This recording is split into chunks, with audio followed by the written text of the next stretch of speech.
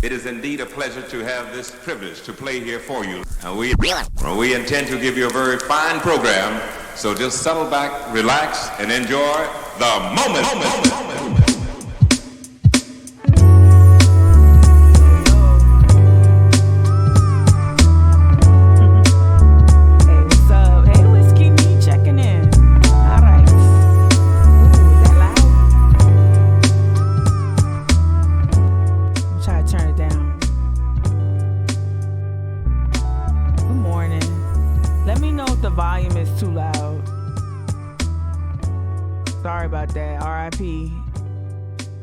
It's time. Okay.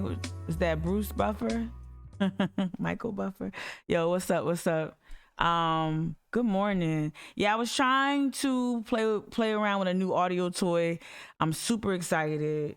I made a real big investment that I know this show will really benefit from. So I was messing around with some of the audio. So if you can't hear me well, let me know right off bat. I don't be talking. Remember them days where I would talk for like 10 minutes and not realize that I ain't had no audio? Let me know. And y'all be trying. And I know there's always like this lag in the chat. So folks was trying to tell me in real time, but I couldn't. But yeah, let me know. Yeah, we're gonna get into it. I thought long and hard about how I was gonna approach this. Y'all know, I mean, honestly, I talk about shitty philanthropy all the time. I talk about it every day. I always call out like a problematic nonprofit or some sort of like charitable effort behind some sort of capitalist endeavor or something like that, right? I always kind of talk about how charity kind of creeps into certain like profit centered either initiatives or something like that. I always talk about it. Good morning. Hey, little mama. I forgot to use your nickname last time. Good morning, little mama. But yeah, I always talk about this. So this should not be new to anyone except those who may be new to me. So hey, what up? For those who are new, my name is mikagadsden. This is Mic'd Up, the live stream. Hopefully you download it or listen to, subscribe, rate it, commented on. Mic'd Up the podcast. It goes live every Monday morning at 6:00 a.m. on the nose. Yeah, we're getting better. I got an interview this week. So if you refreshed your podcast feed this morning, you saw that Mic'd Up. I have an interview with my friend, my girl, my comrade, all that. Thank you so much, Joni. I appreciate it. I had an interview with my girl, Lexi Coburn. You'll like that interview, y'all. I'm trying to make them succinct, like around 30 minutes, 35 minutes, 20 minutes, trying to make them more bite-sized and succinct, but also as all the kinks. And like I said, I made an investment in some new audio equipment, that I'm telling you, it's about to go down, right? Ooh, it's gonna feel like a radio show. It's gonna feel like a call-in show. We're gonna have sound effects loaded up. It's gonna be fun. I'm excited. I'm excited. I'm sorry, I went off on a tangent. I just started thinking about things. But anyway. So yeah, Mic'd Up the podcast. Please make sure you support it. I'm trying to make things bite-sized, and talk to. I brought the equipment because I want to start having conversations with different people. I'm going to be in. Hopefully, as Delta variant becomes less of a barrier, hopefully soon I can start having events and certain types of meetups, and also have interviews in other places with this equipment, or have it here, just really figure it out in this space. So that's the goal, right? So yeah, thank you so much thank you, Nicole. All right, so we're gonna get into it. We're gonna talk about shitty philanthropy. We're gonna talk about my own personal experiences with shitty philanthropy. I think that'll help people understand that this is not just Mika with grievance, right? This is, even though grievances we gonna hold space for people who have grievances. Having a grievance is actually okay. We need to like normalize that, right? I'm all about that motherfucking Festivus poll. I'm all about airing them grievances, right? Favorite holiday, real rap. but yeah, we're going to talk about it. We're going to talk about my experience with white female aggression. We're going to talk about philanthrocapitalism and help you define what that is. When you see it, I was talking to my dad about the post I made on Instagram yesterday. I showed him my post of where I compared Riley and Tecklenburg to Barksdale and Bell from The Wire, right? And I told my dad, I said, look, sometimes, yes, a boycott or action or shutting down something that is not just problematic, but something that is injurious to Black and brown people. Sometimes shutting those things down or calling it out very loudly, very adamantly, sometimes that's warranted. Sometimes I just want y'all, I'm just trying to provoke thought. What's up, Debbie? What's up, D? How you feeling? Sometimes I'm just trying to provoke thought and I'm trying to provoke action. Right. Like I said in my stories over the weekend, for all the women who enjoyed Women's March, I hope you did. I'm a big supporter of Erica. I think that Erica's position in this community is important. I think the work that Erica Coakley does, whether it's with a Women's March thing or whether it's within the school board, that Black woman taking up that space the way she does is important. But it's okay to think critically about the action you participated in, especially if you're white, especially if you showed up in a costume. It's okay to think about, what those women next to you, to your right, to your left, what those white women what will they do beyond the march? And it's also okay to question, did they show up for Amy Sutherland the way they showed up for a rally, right? I'm just keeping it real. And so, that's what I'm trying to do. I closed them doors on that let me inspire white women business a long time ago, especially when one showed up at my office and try to harm me. I'm out. Them doors closed, the windows were shuttered on inspiring white women, and not even just inspiring white women, inspiring people. I'm not a magical Negro, and so I'm saying all that to say, I'm trying to provoke you to think and think critically. And sometimes it's not about a boycott. Sometimes it's about, hey, let me think critically about my consumption. And sometimes it's like, let me think, what's up? What's up, Justin? Let me think critically about postponing consumption, perhaps, right? Maybe I need to postpone consumption. That's what I'm essentially trying to get people to do. I'm not trying to inspire you. If you are inspired, that's great. That's awesome. Dope. I'm not trying to be that, because that's a little trap for Black people. It's like, I have to give you things and that inspire you, make you feel uplifted and all that. I hope I put a battery in your back. Absolutely. But I don't want to inspire you. That's not my intended goal. Right. All right. So I said all of that because I think when I engage with cool D, I hope your signal is strong. Y'all send D some good vibes. She's heading on the road, going through transition. So hopefully send D some good vibes, some good traveling vibes, and hopefully your LTE signal, your 5G is strong. All right. Yeah, that comparison was on point. My dad, who ain't never seen a minute of The Wire, Whiskey Neat, was like, oh, that was good. But I'm telling you, this 81-year-old man gets it. Now, left Twix, my mom, she can't get down with right Twix. she don't see, no. She sees it, but she sees it it takes her a minute.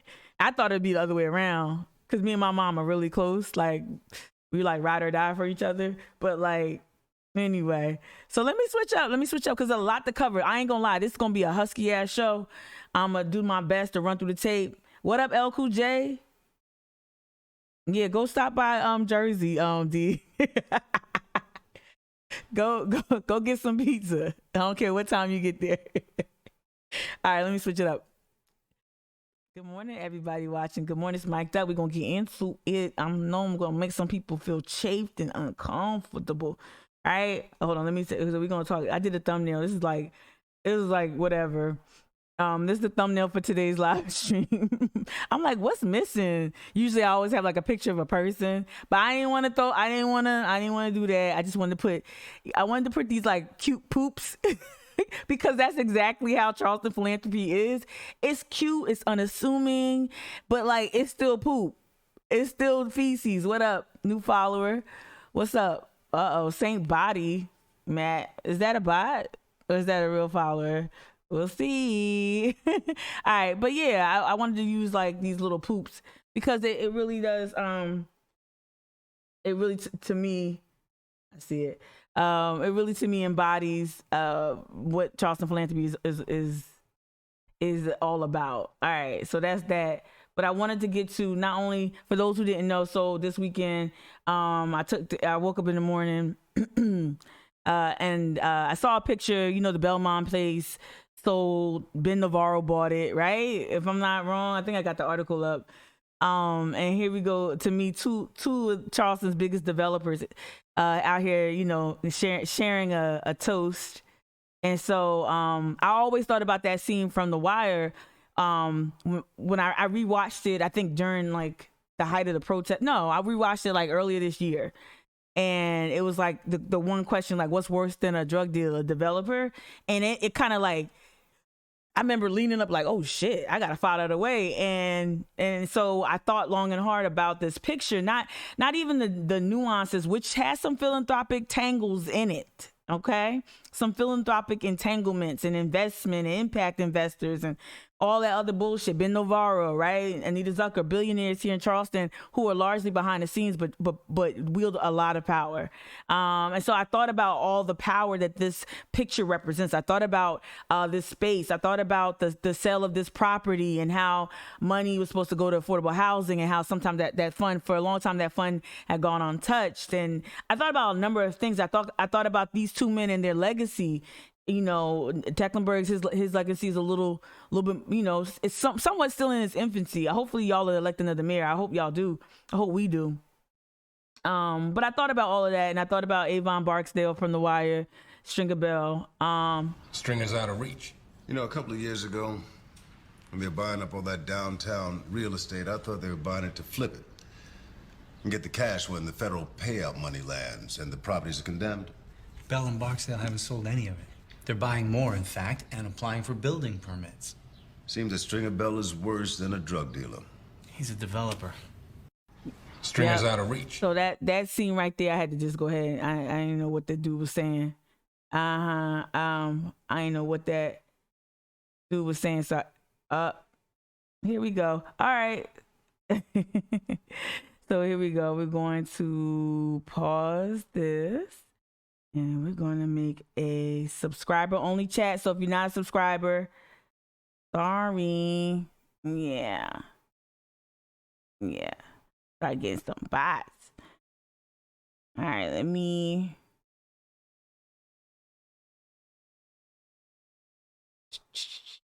Boom, boom. There we go. All right, cool. I had to take care of the bot. Sorry for those who are watching.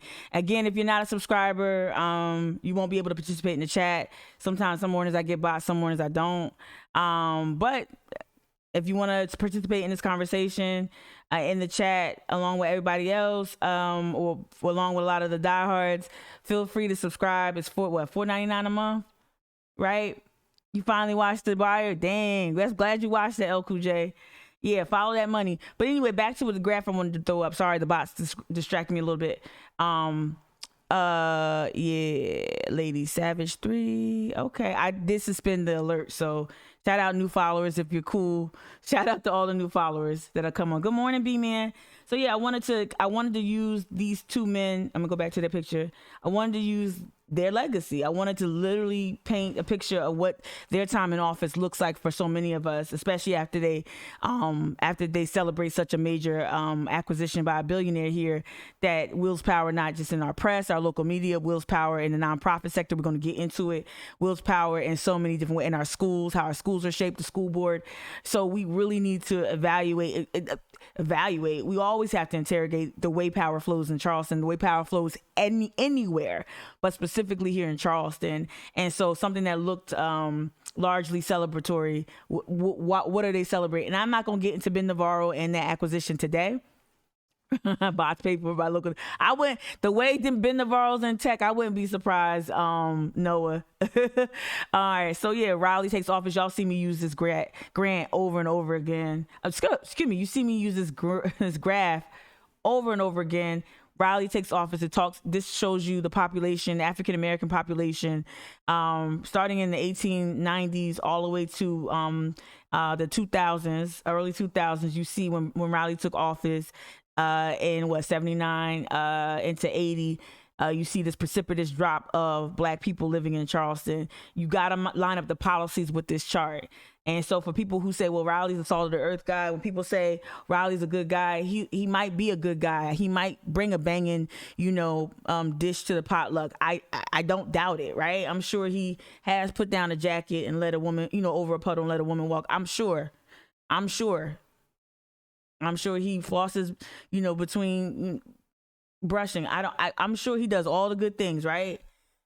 But his policies have displaced Black people and have disenfranchised Black people. And a lot of that is supported by bullshit philanthropy here in Charleston.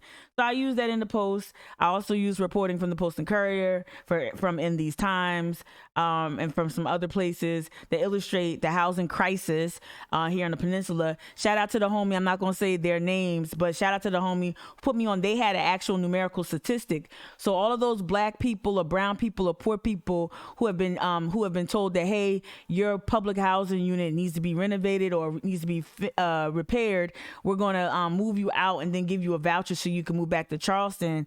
For all those who saw that, I'm like, oh, that's good, they're doing great things.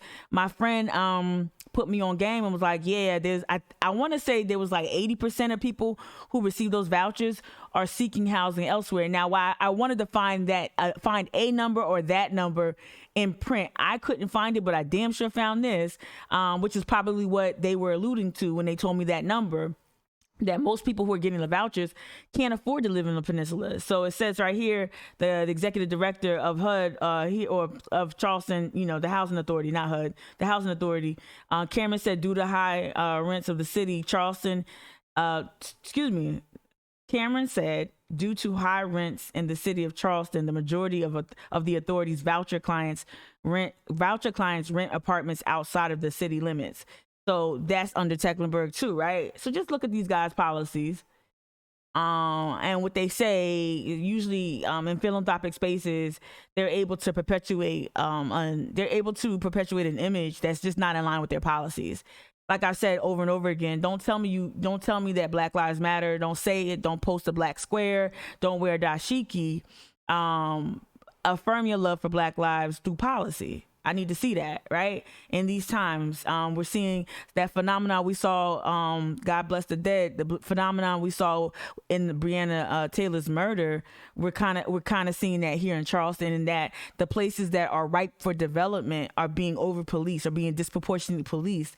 And so you're seeing Chick-fil-A Chief Reynolds frame certain arguments around the crime, even though what kind of crime? Gun violence, that might be having an uptick, but crime in general is going down. The statistics bear that out nationally and locally, right? But there's a false narrative being shaped by local law enforcement, Chick-fil-A Chief Reynolds, and also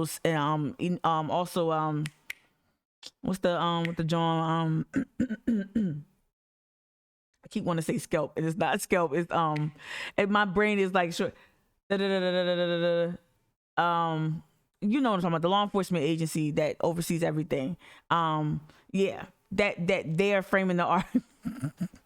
They are framing the argument that crime is this, it's so much crime and there's these gangs, and they're framing an argument that now the CVB business interest developers will all kind of like use as a crutch to support why they're disproportionately policing. Thank you, El Cool J. Everyone, sled. Thank you. Brain fart. Thank you. This is what sleep deprivation looks like. I ain't gonna hold you. I went to bed at 1 o'clock and woke up at 5. All right. Thank you. All right. So yeah, they're using it as a crutch to justify a lot of bullshit, right? And we saw the census data that came out not too long ago, shows that city of Charleston and the county losing Black residents like in a crazy clip. I wanted to keep Instagram open because I also, speaking of scalp, that was on my mind. Shout out to the homie. I definitely didn't talk enough about how I am now an award-winning climate activist. Yep. It happened I think last week. We posted this a while ago, right? So we were awarded U.S. Water Prize 2021 Outstanding Artist. So a shout out to Mary, shout out to Amron, shout out to the whole collective. We used a lot of we used a lot of Mary's work in the schools. The work she's done with students, and that artwork that emerged from those efforts, we use a lot of that and some other work that we've done to help advance FOGC, right? Hey, what's up, Amethyst? Help not just advance the messaging, but also acquaint the young Black youth around in those schools, acquaint them with this history. And for that, we were awarded the U.S. Water Prize, and we were super honored. I spoke at the event. I recorded it while I was in Brooklyn, and then it aired like last week. And y'all know we did Tidal Futures at Redux. We had a whole exhibition there. Where we basically created a whole timeline here that shows you the timeline of the Gadsden Creek. The water symbol, the blue right here symbolizes the creek and how it has been dumped on, has been diminished, has been re-engineered by the city, by the Horizon Foundation that was started by Mayor Riley. All right. So we show that, we show all that radical Black history that existed there. Phone booths, all of that, resource center, so you learn more about Gadsden Creek, about the effort.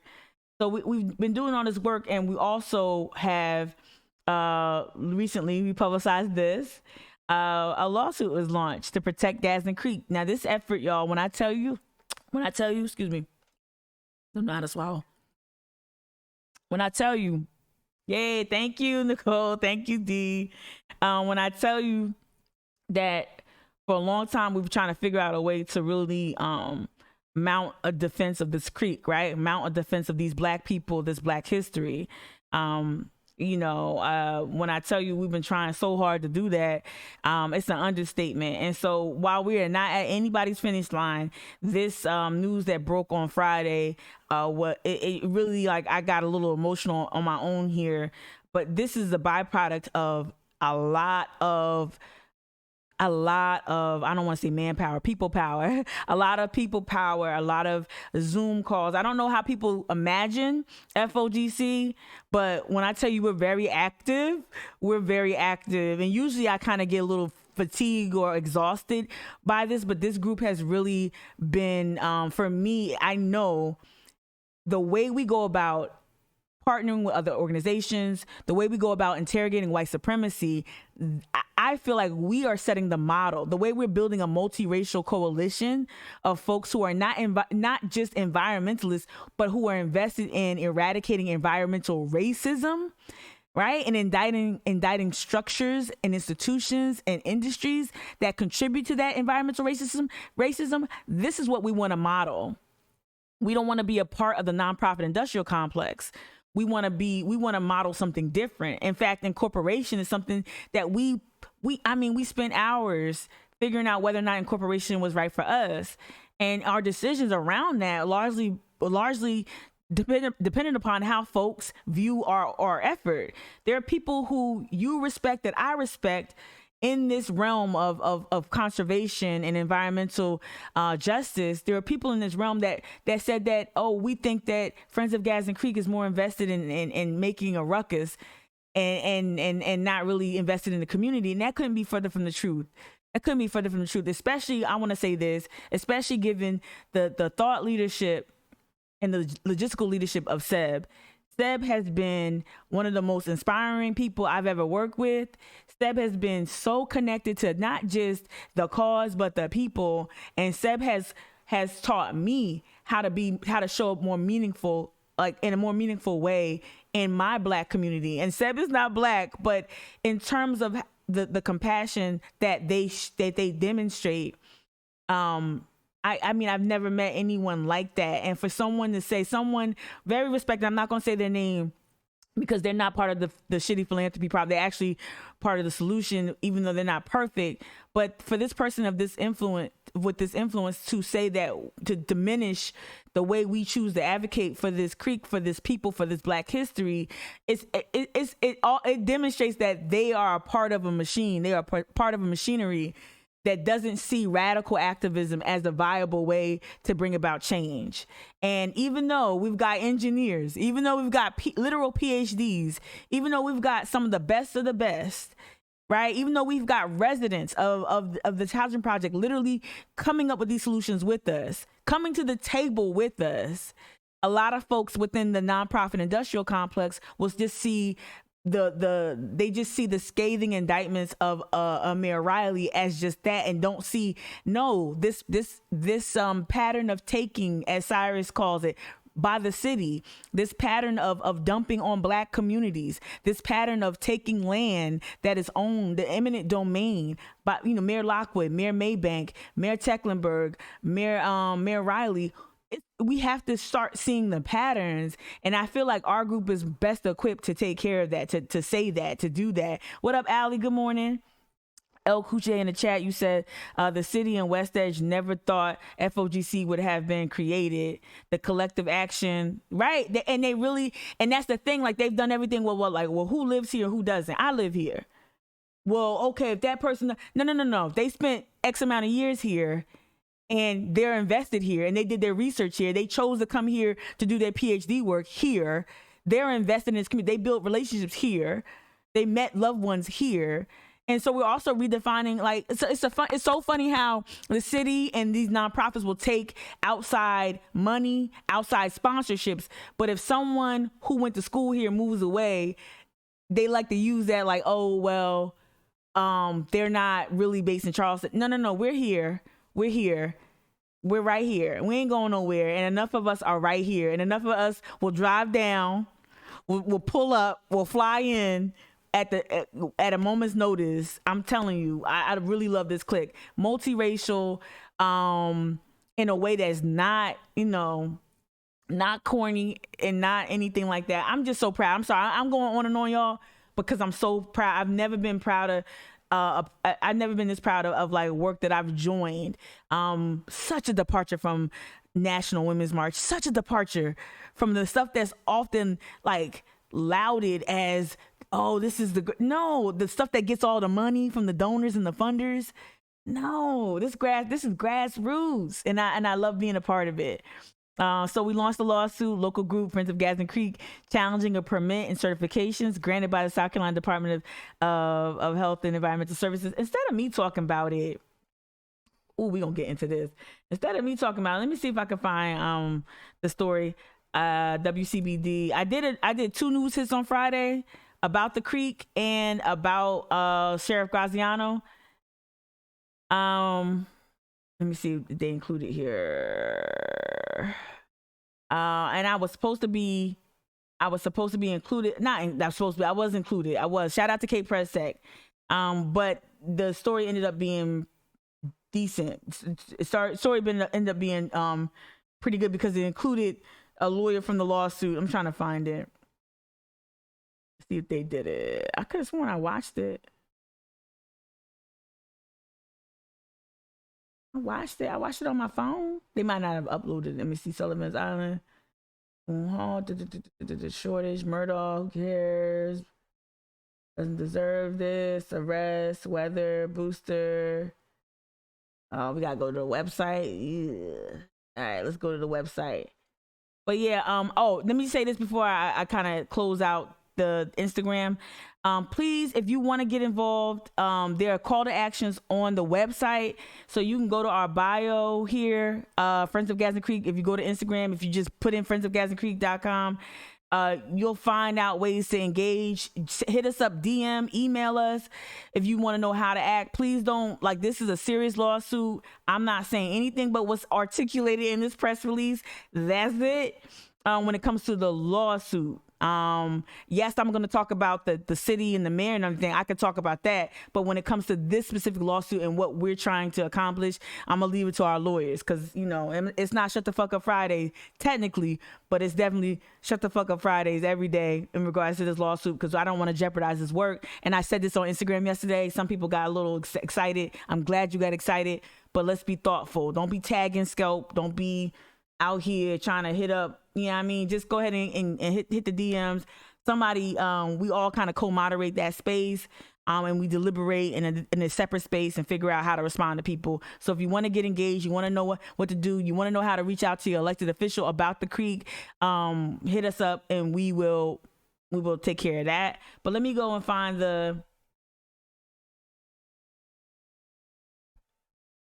clip that Kate Prestek, did we tweet it? No, there's two. I think we're gonna post it eventually on Instagram. Let's see if we can find it. Avondale. And shout out to all those who went out to the rally. On I was just triggered, y'all. I ain't gonna lie. I hope Erica's not upset with me. But I couldn't do it. Saw some of the signs and the performative. No, hell no. I saw some of the signs and the performance, like, and no shade to Erica. It's just what's gonna happen, what you bring out with the Women's March stuff. I just completely triggered. Jesus Christ. So hard. All right, hold on. Bear with me.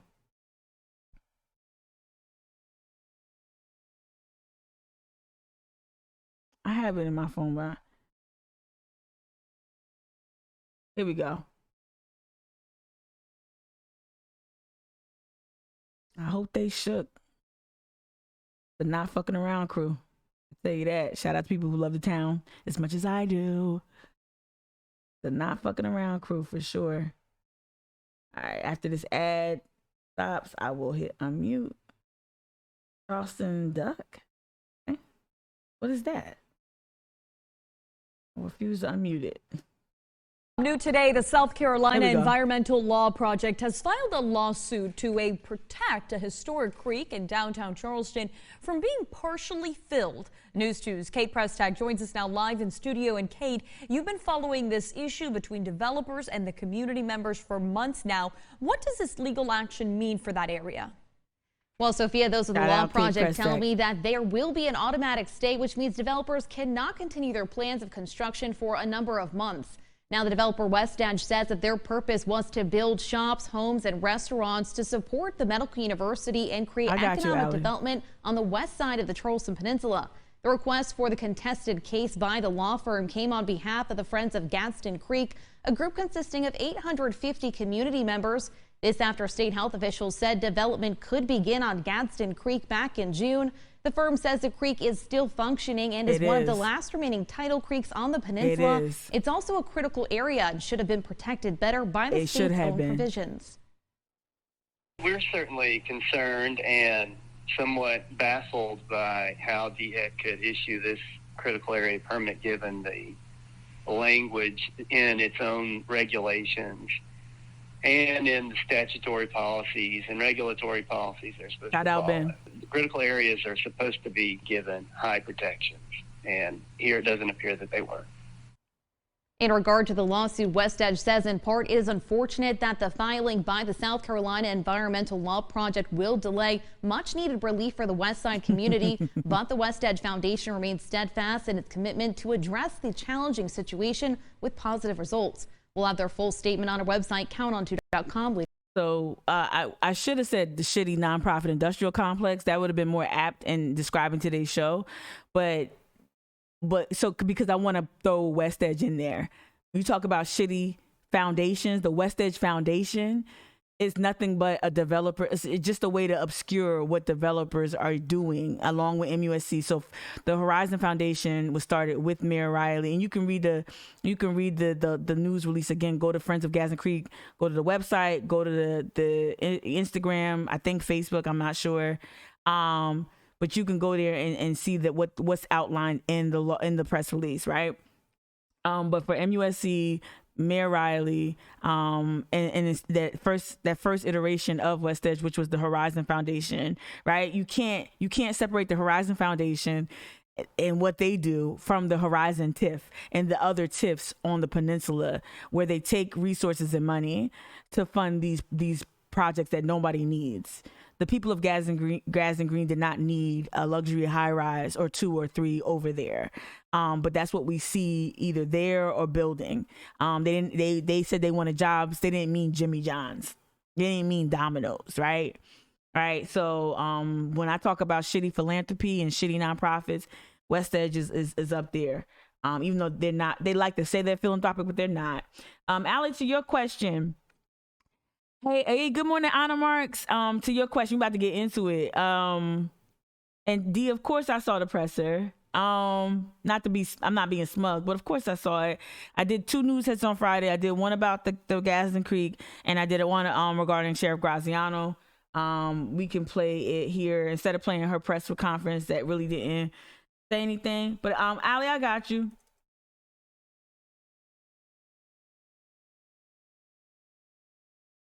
I'm gonna answer your question before I play this, right?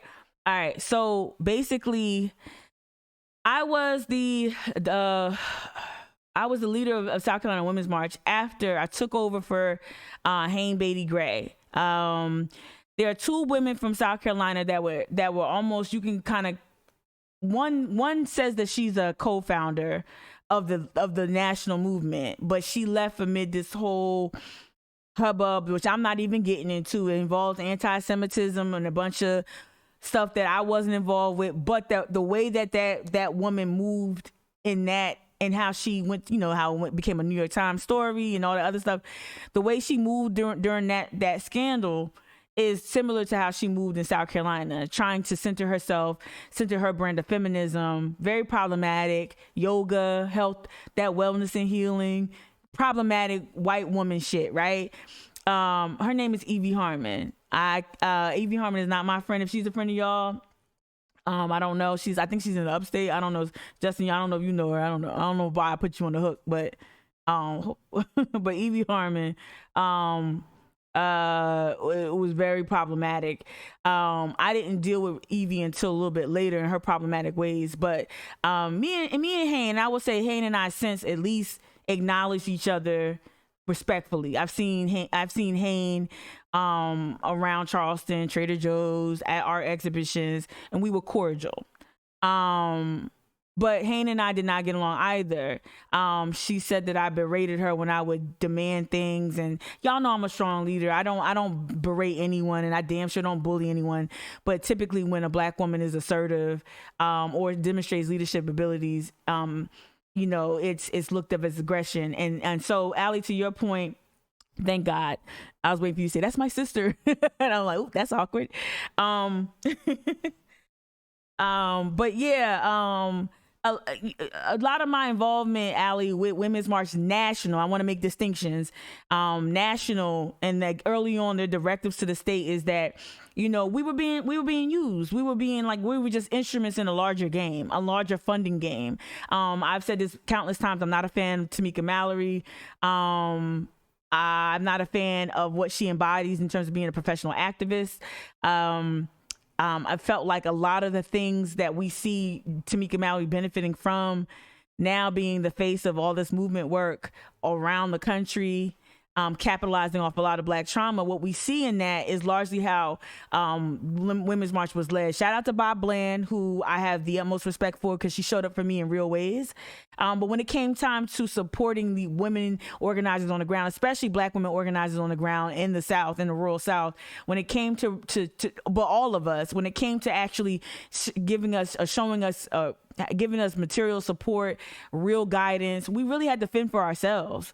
And so it caused a lot of strife. So if you met me years ago with Women's March, you saw me hours and hours and hours of live streaming, organizing, helping Hayne and Shaniqua with the bus route. They were more involved with the arranging the buses that go to Washington from all over South Carolina. I was a part of that, but I really dealt with mobilizing the people in Charleston initially. Then I assumed the statewide role after Hayne and I had our little thing, and she said, you know what, Mika, you go ahead and do it. But that was after I had already demonstrated that that's after, okay, Mika, go to Greenville. Okay, Mika, go here, show up here, all for no money, all with no support. no resources. And I started to see how the game was being played with these larger national movement spaces. And so fast forward to my rally in 2018, Dee was there. We planned our rally. It was a Septima Clark. It was inspired by Septima Clark. I don't want the family of Septima Clark to think that I poached on her legacy, but it was inspired by Septima Clark's fight for electoral justice. I did reach out to the family and try to get their participation. It didn't happen. But basically, the rally at Brittle Bank Park, I made it a rally, not a march, because I wanted to also make it accessible to people. And also, the police were making me pay so much money for extra police personnel if the thing was a little bit more mobile. So we had parking captains. So we secured parking all around Brittle Bank Park, places that don't even exist anymore, empty parking lots and whatnot, the gravel lot and all that. We secured, we had parking captains. We had people who were volunteers focused on making sure the event was accessible. We had food trucks. We did a lot of things that help really engage people on electoral justice and help people have access to the ballot for the upcoming election. So we did voter registration. We did a lot of things. Had a lot of speakers. We centered Black women. I made sure that Gilda Cobb Hunter was the keynote. You had Wendy Brawley, Representative Wendy Brawley was there as well. I tried to center Black women as much as possible, and also Indigenous women, Latinx women. That was the goal. But one of my volunteers was Meryl Chapman. It's a long story, but I'm trying to just get through it real quick. One of my volunteers was Meryl Chapman, a white woman, problematic, very violent. Meryl Chapman came in promising the thing that I needed. I needed resources. I needed someone to help. So she came in with some cash, not a lot, right? And she said, "Oh, I got this, Tamika. I've never worked with Meryl. I saw her at things. She's always with, some Black man, she's always at something with Nan or with Pastor Dixon." But Meryl, the whole time, was plotting. Like, I literally could see her look over her shoulder, and she kept bringing Pastor Dixon to the stage, like close to the stage, and Elder Johnson close to the stage. And I'm like, what is this woman doing? And I was so busy, literally running around, wasn't enjoying it, wasn't sitting down, was literally running, literally had to run with my backpack to go get Gilda Cobb Hunter, jump in the car with her, and tell her how to park and get to the space so she can give her keynote. Did all of that. And so I realized that Meryl started to change the lineup that we had. Dee knows, we worked on that rundown for a long time. We had pictures, we had times, we had so all my volunteers knew, okay, that's the next speaker. Okay, this person, okay, that's Gilda Cobb Hunter. That's when, like, we had a breakdown complete with pictures, everything. We were trying to make sure that we could account for every single detail, given how the police were like on my back, given the insurance liability I had. A lot of things where you needed things to go right. And I did not want any white person from Surge on that stage. What did Meryl Chapman do? Bring white women from Surge on the stage. Not just that, she brought a bunch of people on that stage. And when I started to get upset, I didn't yell. I had to be consoled by my friend Cree, another Black woman in Charleston. And I said, this is white privilege. I kept saying, this is white privilege. This is white privilege. At that time, that was just like in my head. And Meryl took that and told everybody that I called her something else. And she came up to me at the rally, after the rally, and threatened me as we were cleaning up Brittle Bank Park. And then during the recap, I didn't exclude her from that recap. At the physical recap, she said she was coming. I said, sure, come, Meryl. You can come to the recap. You can do the whole postmortem. She came with an agitator, and then she tried to physically accost me. So all of that, my experience with National, no resources, no real support. Bob Bland just happened to be in town because she has roots in South Carolina. She was actually present when Meryl did what she did. Bob Bland took the Facebook and advocated for me. It got a lot of shares. I had to shut down my social media because I was being called an anti-Semite. Because I cut the mic of the Surge people. Thank you so much for gifting. Thank you, Kia. I was called an anti-Semite. All these white women just started coming at me, and I shut down my social media.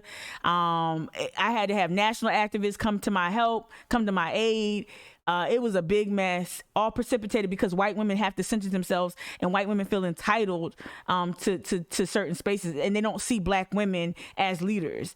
And I would say, even like I said, even though Hayne and I are cordial now, I felt like that was at the crux of our disagreement, was that she really didn't see me as a leader for some reason.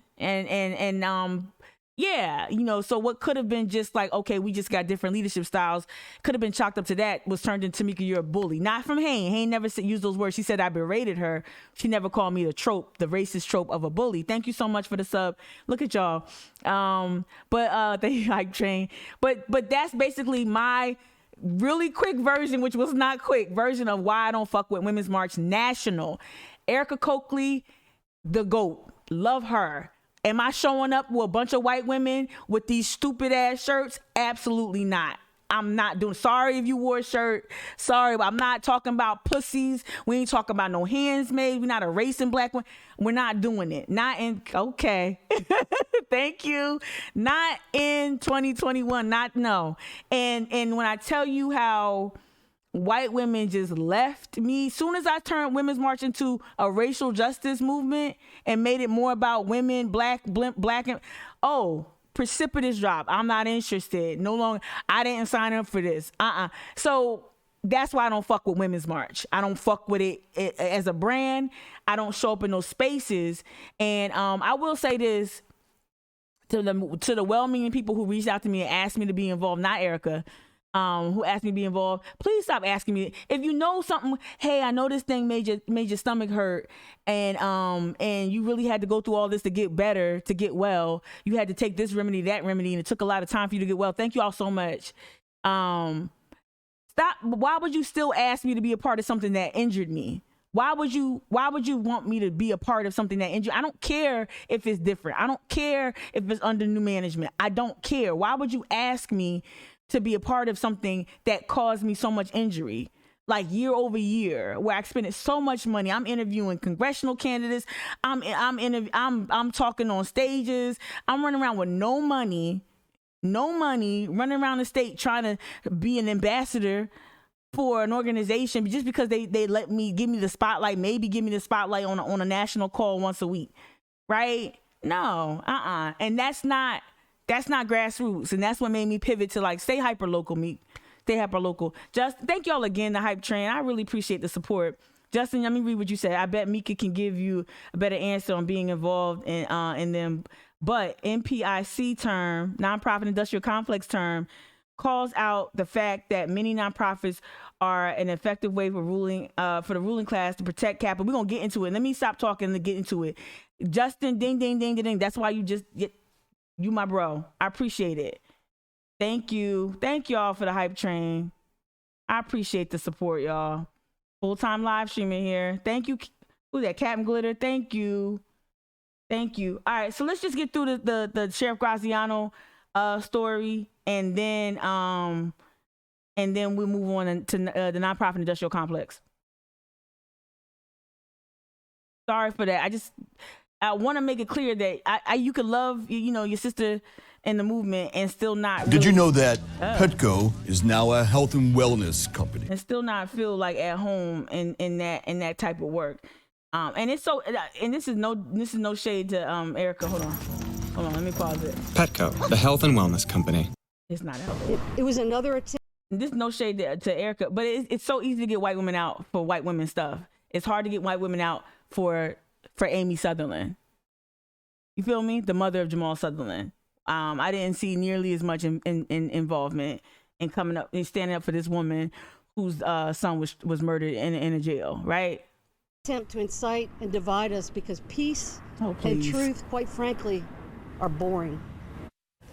That was the Charleston County Sheriff's response to Live 5's investigation into social media monitoring of local activists and a state lawmaker by her office. Thank you, Sheriff Kristen Graziano spoke for the first time in a news conference today, 1 week after we requested an interview. But as Danielle C. tells us, one advocate whose posts were monitored says there are still a lot of unanswered questions.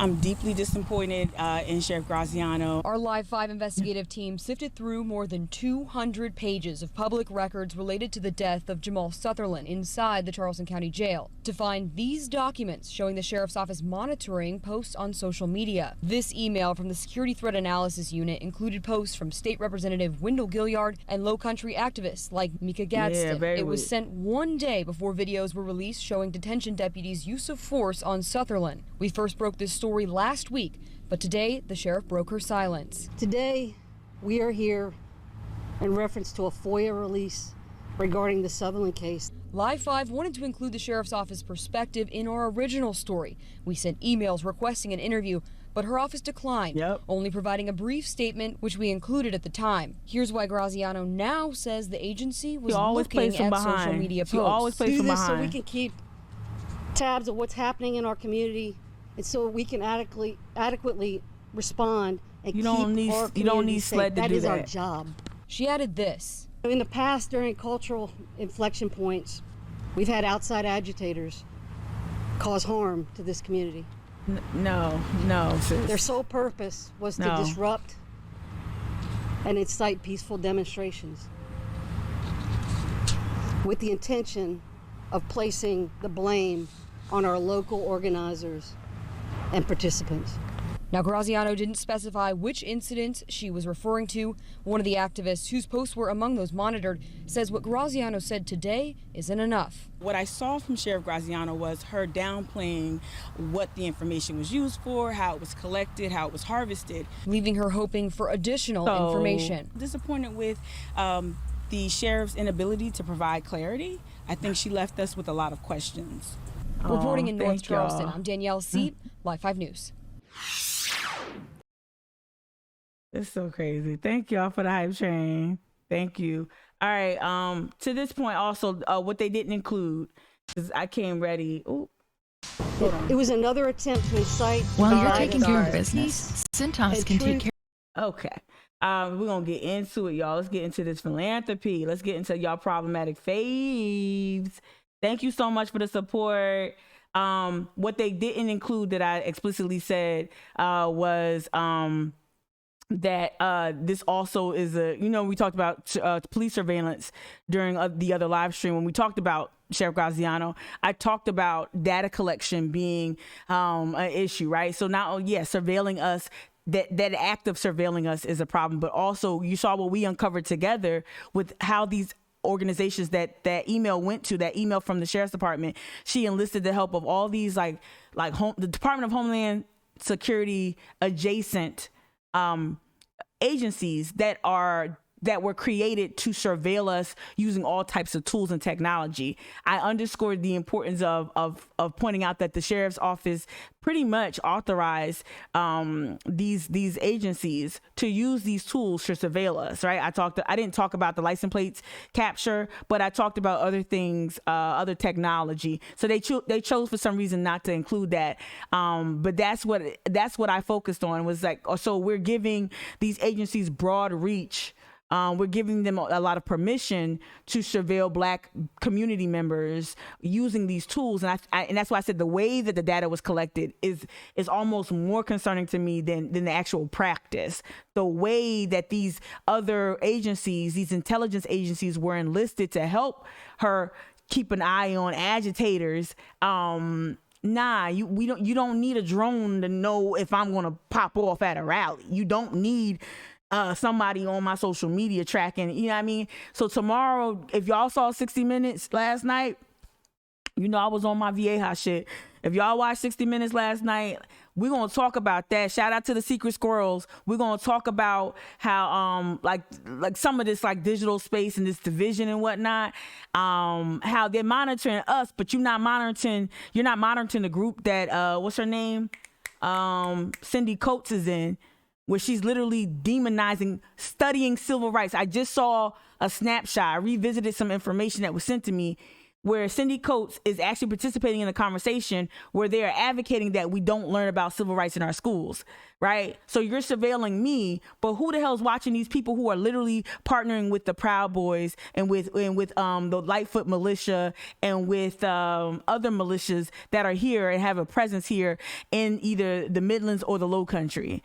Right? So you're surveilling us, but I don't see nothing ever about these groups on Facebook that have the face of a white woman, but have a lot of hate and a lot of real hate group affiliation within there. I know that was a real sloppy way of saying that, but I don't see that type of focus, right?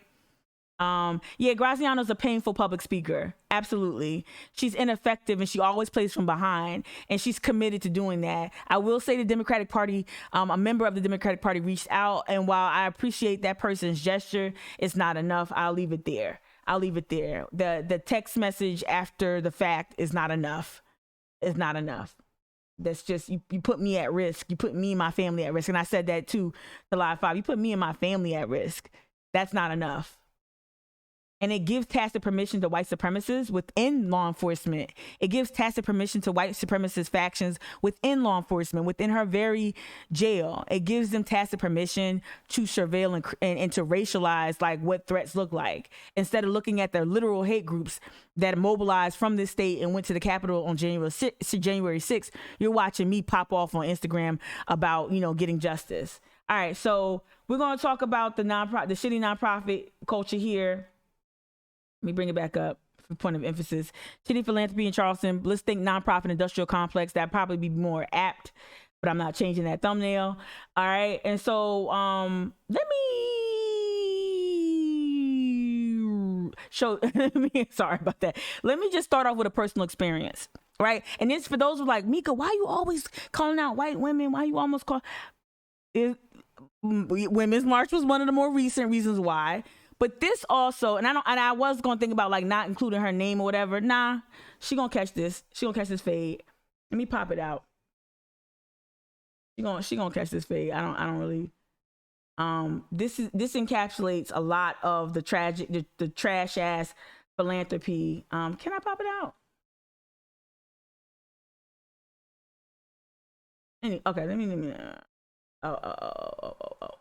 Let's see.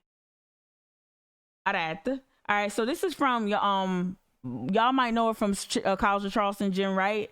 We're gonna kick it off here because Jen Wright did this thing to me that this is the kind of resistance I get and got a lot.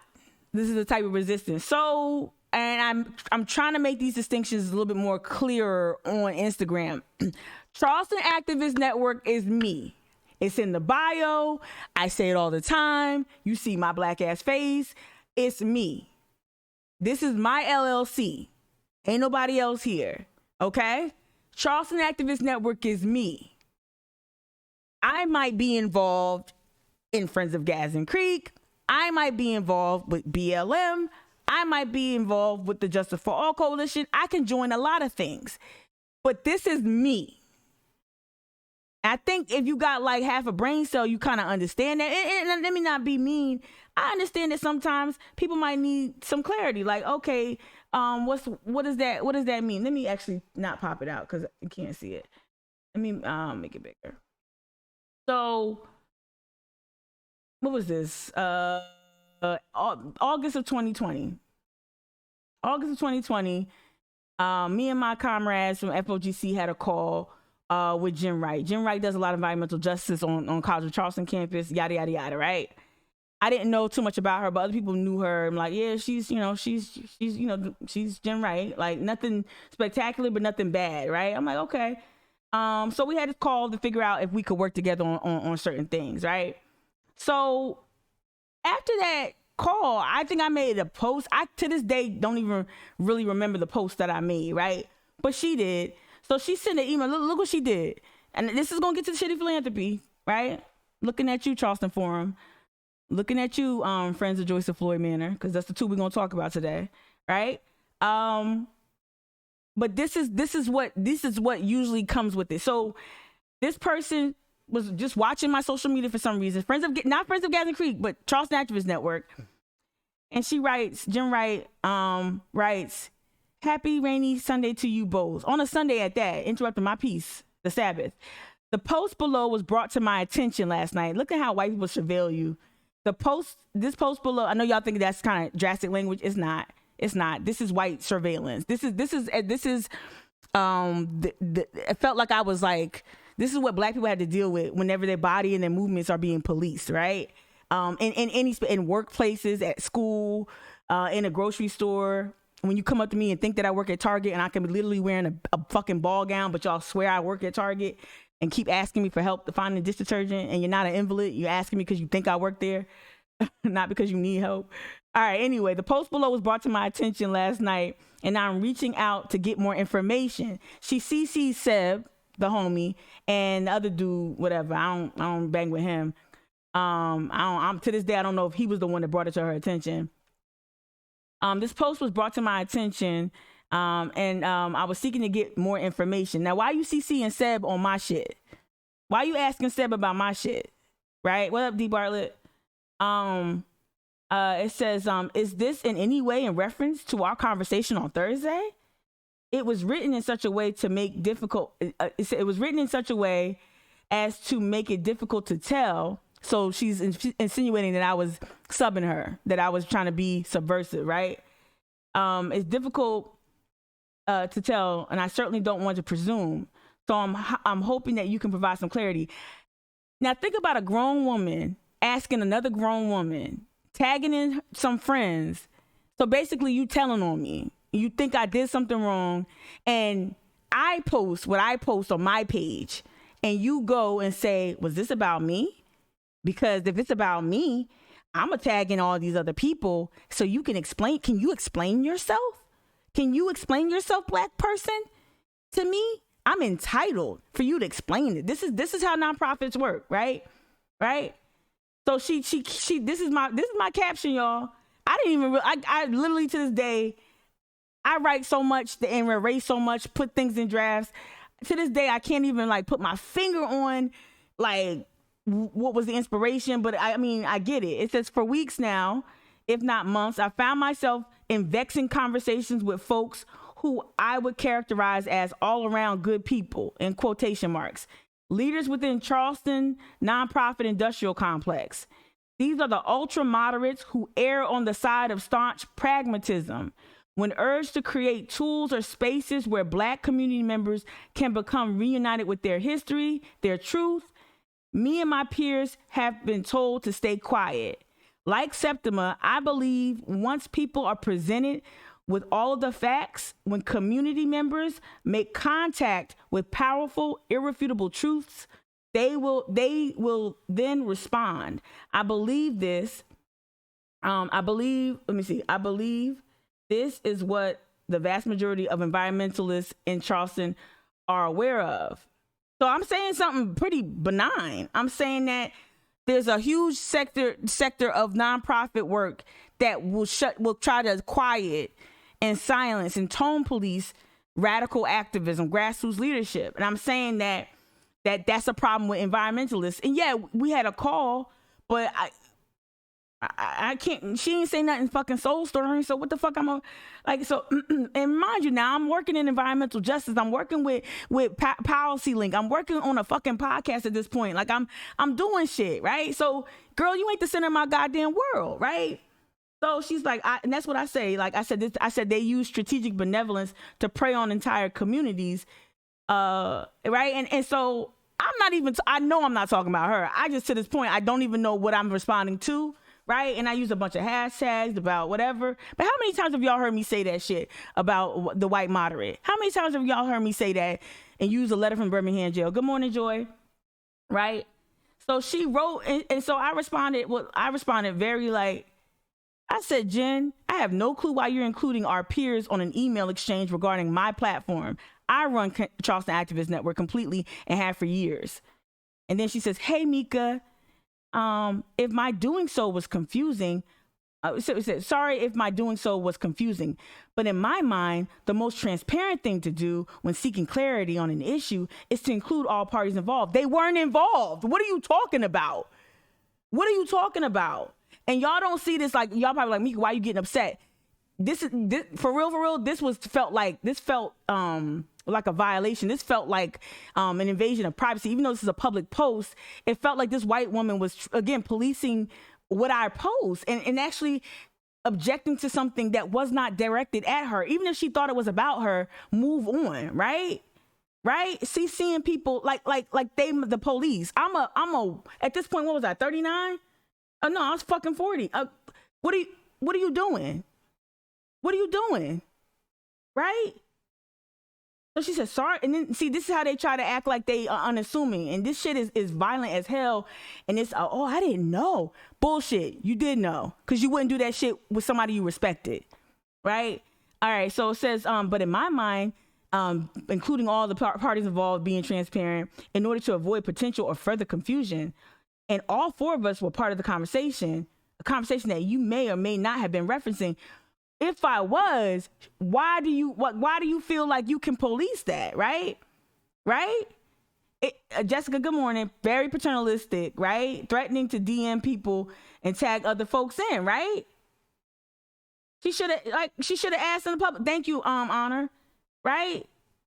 Thank you, Whiskey. The unassuming part. She's dangerous as hell, right? So at first I said I'm gonna call her. I said maybe we can have a conversation. And then then this is what white women do right here. This is what this type of white woman does. Then she sends back this fucking essay on, and then I'm painfully reading over this.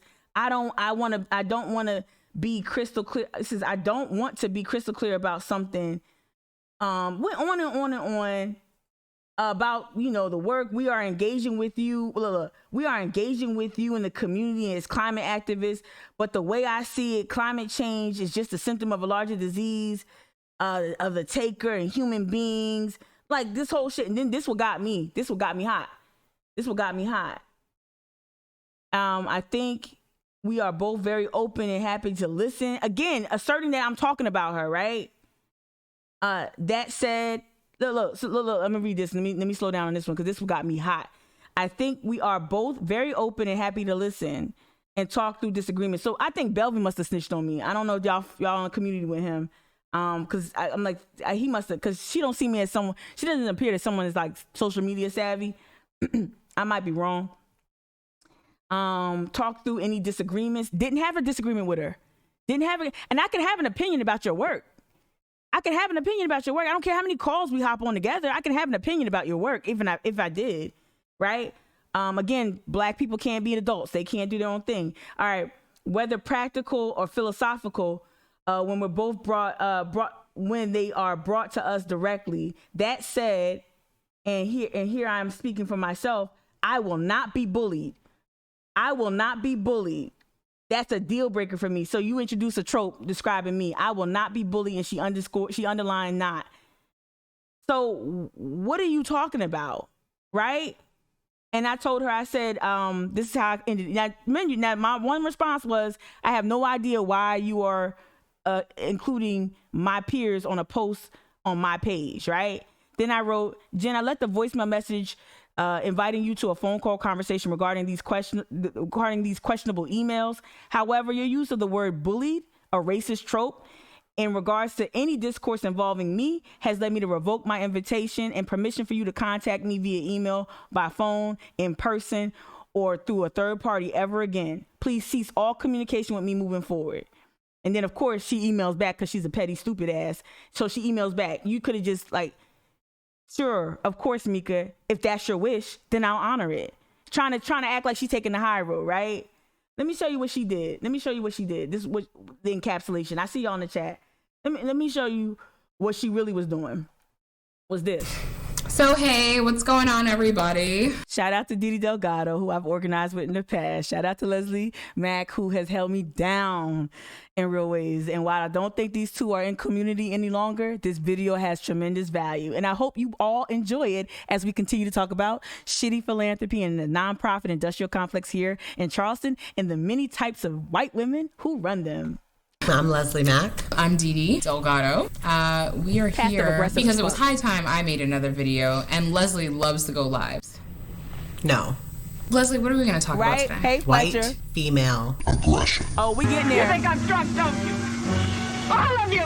I'm not drunk! I'm not! One of the questions that keeps coming up is the question about female aggression, specifically white female aggression. I've known it to be that, like, I as a black woman walk through the world and I'm constantly policed for being assertive, direct. Everybody loves me except for when they don't. Sometimes known as a bitch. You're mean. I'm mean. I am mean Nika, as why fuck. you so mean? No. White female aggression just happened. I think we should talk about it. Let's do it. So these women are asking us questions, rightfully so. I mean, this is what we signed up to do. We said we were going to teach them how to not be racist anymore. You think I'm drunk, don't you? I was minding my business, took a bathroom break, which happens when you're teaching anti-racism work for 5 hours. And one of the volunteers, who's white, male, came up to me and was like, hey. Hold up, for all those who are watching right now, I'm like, I don't know if I want to watch this live stream because she's not talking about the, I want to get the tea. I'm going to be talking about the Friends of Joseph Floyd Manor, and I'm going to be talking about the Charleston Forum today. Those are the two instances, but we got to first define what the problem is before we get to it, and white saviorism and all that stuff, philanthrocapitalism, we're going to get through it. Some of the white women volunteers are experiencing this thing. I don't really want to cause trouble. And I was like, come on, white boy, tell me what happened. Come on. And he was like, the woman is really upset that you all are starting late. Now, when you say starting late, what that means is we had back-to-back classes. Back-to-back. And the first class ran a little long. People were really digging into the work.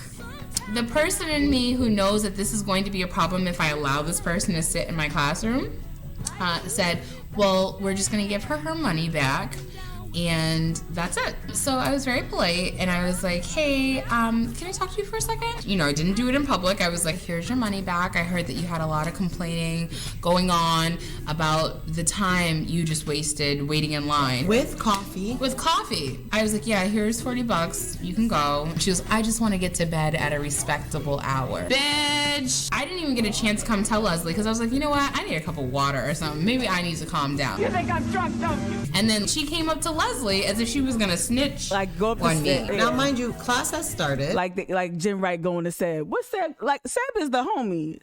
Seb is fam. What's Seb gonna do? But watch you look crazy. It's gonna tell him I'm a CC Seb. Okay, Seb, my boss. What you doing? I got them started on their little icebreaker in their groups, and I'm up here just getting the rest of our stuff set. Again, we just taught a 2.5-hour class, and we're starting a second one. Black people, tell me if this sounds familiar at your job, and looked at her, at school. And she said, after all the things I've done for you. I've always been good to you people. I've always gone out of my way for colors. Bitch! Name that movie. Said, all the things you've done for me, all the things I've done for you, I've put my life on the line for justice. You've got to believe me. And I said, oh no, you need to go. You need to leave right now. She was so angry. And she was like, we need to resolve this. She's like, how am I supposed to learn not to be racist if you won't let me attend your class? I was like, well, this is a lesson in humility. Bitch, be humble. Sit down. Long story short, whatever. She wouldn't leave. She wouldn't leave. We're in class. We had a whole room full of people here. Even the white girls were like, you're making us uncomfortable. And she was like, you're young. You have no idea what you're talking about. Go back to my post about the Women's March. The post I shared a tweet. White women march for equality, black women vote for equality. And that lady in the comments, you don't remember the 70s when girl, sit down. Gen Z is kicking your ass. Right, Evelyn? If Evelyn watches later. Gen Z is kicking your ass. Like, stop it. With the, like, no shade to the feminists from the 60s and 70s. I'm so not, you know me, y'all. I love history too much to try to even dismiss that. But them women hold, the type of women we're talking about, hold on to that. I marched with Gloria Steinem. Y'all hold on to that card for, like, with the tightest grip. Let it go, because you about to get an okay boomer from me. And you're not I just want white women to do better. Way better. Stop assuming everybody owes you their time. Because she is a lawyer, baby. And that you deserve access to every space. She made some lawyer phone calls. Like, she's about to sue me for not letting her into my anti-racism class. It's a privilege to hear us. I'm going to be real honest about that. Think it's a privilege? Hell yeah, it's a privilege. Honor. What, baby? And don't fucking forget that. Don't fucking forget it. I love black women. I just love, shout out again, Leslie Mack is Y'all, she's the one that produced the book clubs, the 3 book club sessions that we held online. She was the one behind the scenes, managing those digital spaces, producing that content with me, for me. And she's also just been a huge supporter of me, put work in my, gave me access to certain employment opportunities. Really been there for me. Didi Delgado, up in she was up in the Boston area. She and I are not in community right now. She did pop up on my IG live stream the other day. But Didi also, I organized with her. I brought her down to Columbia a few years ago to speak and do some things. So both of those women are just, they have done important work.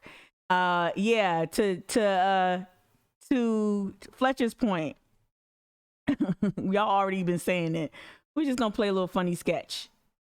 Of Green Book, Hidden Figures, the story of the black. Wait, here we go. This is so funny. Remember this, y'all? This spring, see the story of the black woman who became a world-renowned scientist, an accomplished cellist, and activist, and a man who was white while she did it.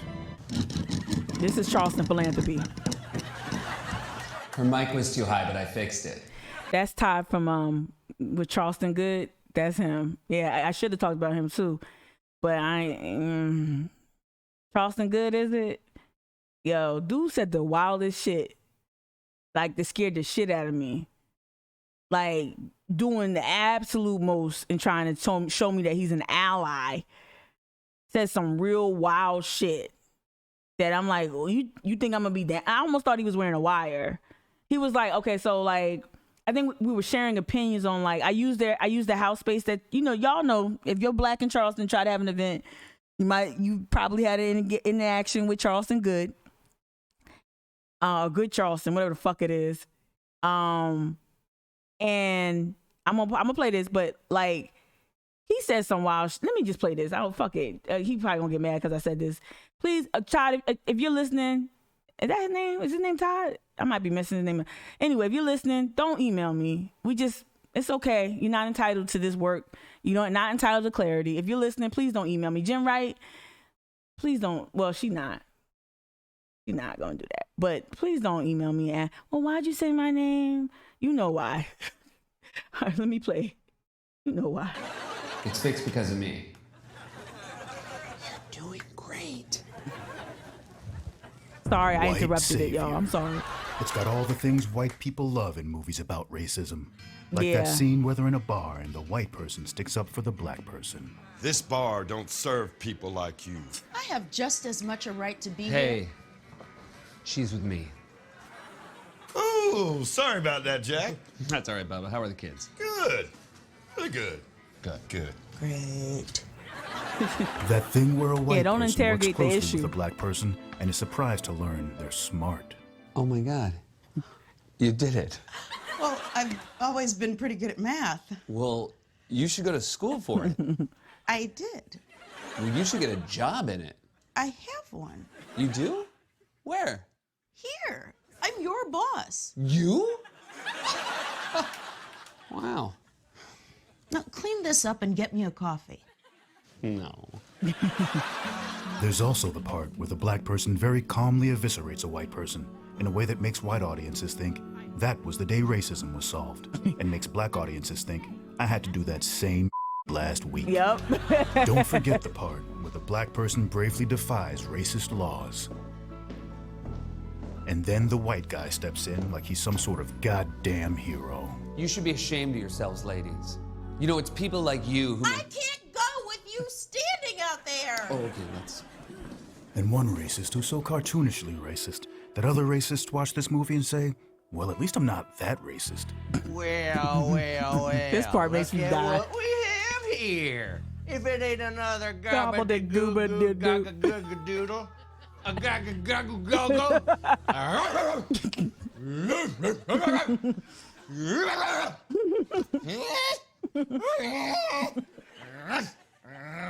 I wonder how many times she broke character. From the makers of Green Book, Hidden Figures, The Help, The Blind Side, Dangerous Minds, Glory, Cool Runnings, Radio, Hardball, Ghosts of Mississippi, The Principal, A Time to Kill, Freedom Riders, Sunset Park, The Air Up There, and Wildcats.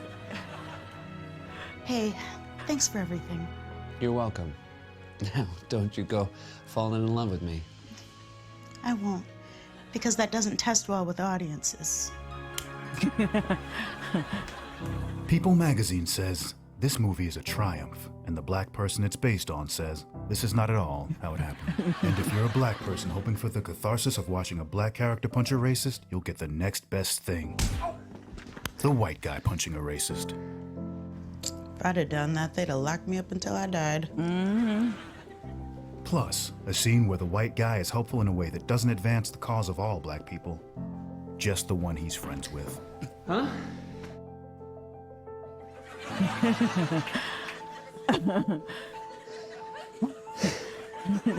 It also has stuff like this.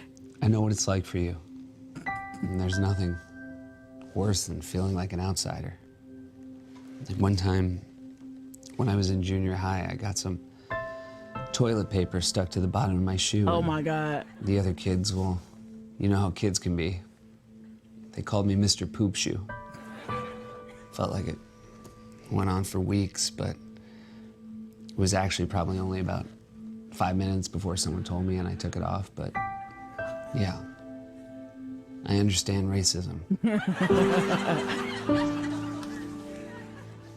Featuring a scene where the white character introduces the black character to something they definitely already knew about. Oh my God, I'm gonna teach you about a little something called jazz. This happens all the time. And no white savior movie is complete without a... Yo, Jim Wright did that in the emails.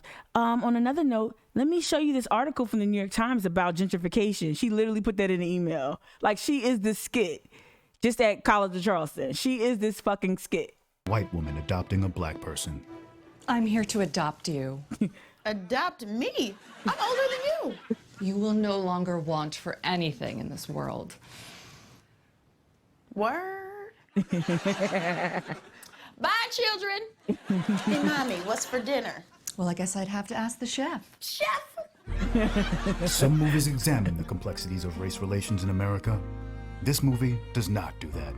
But according to The Root, it does push a black helplessness narrative that paints black people as passive in their own history.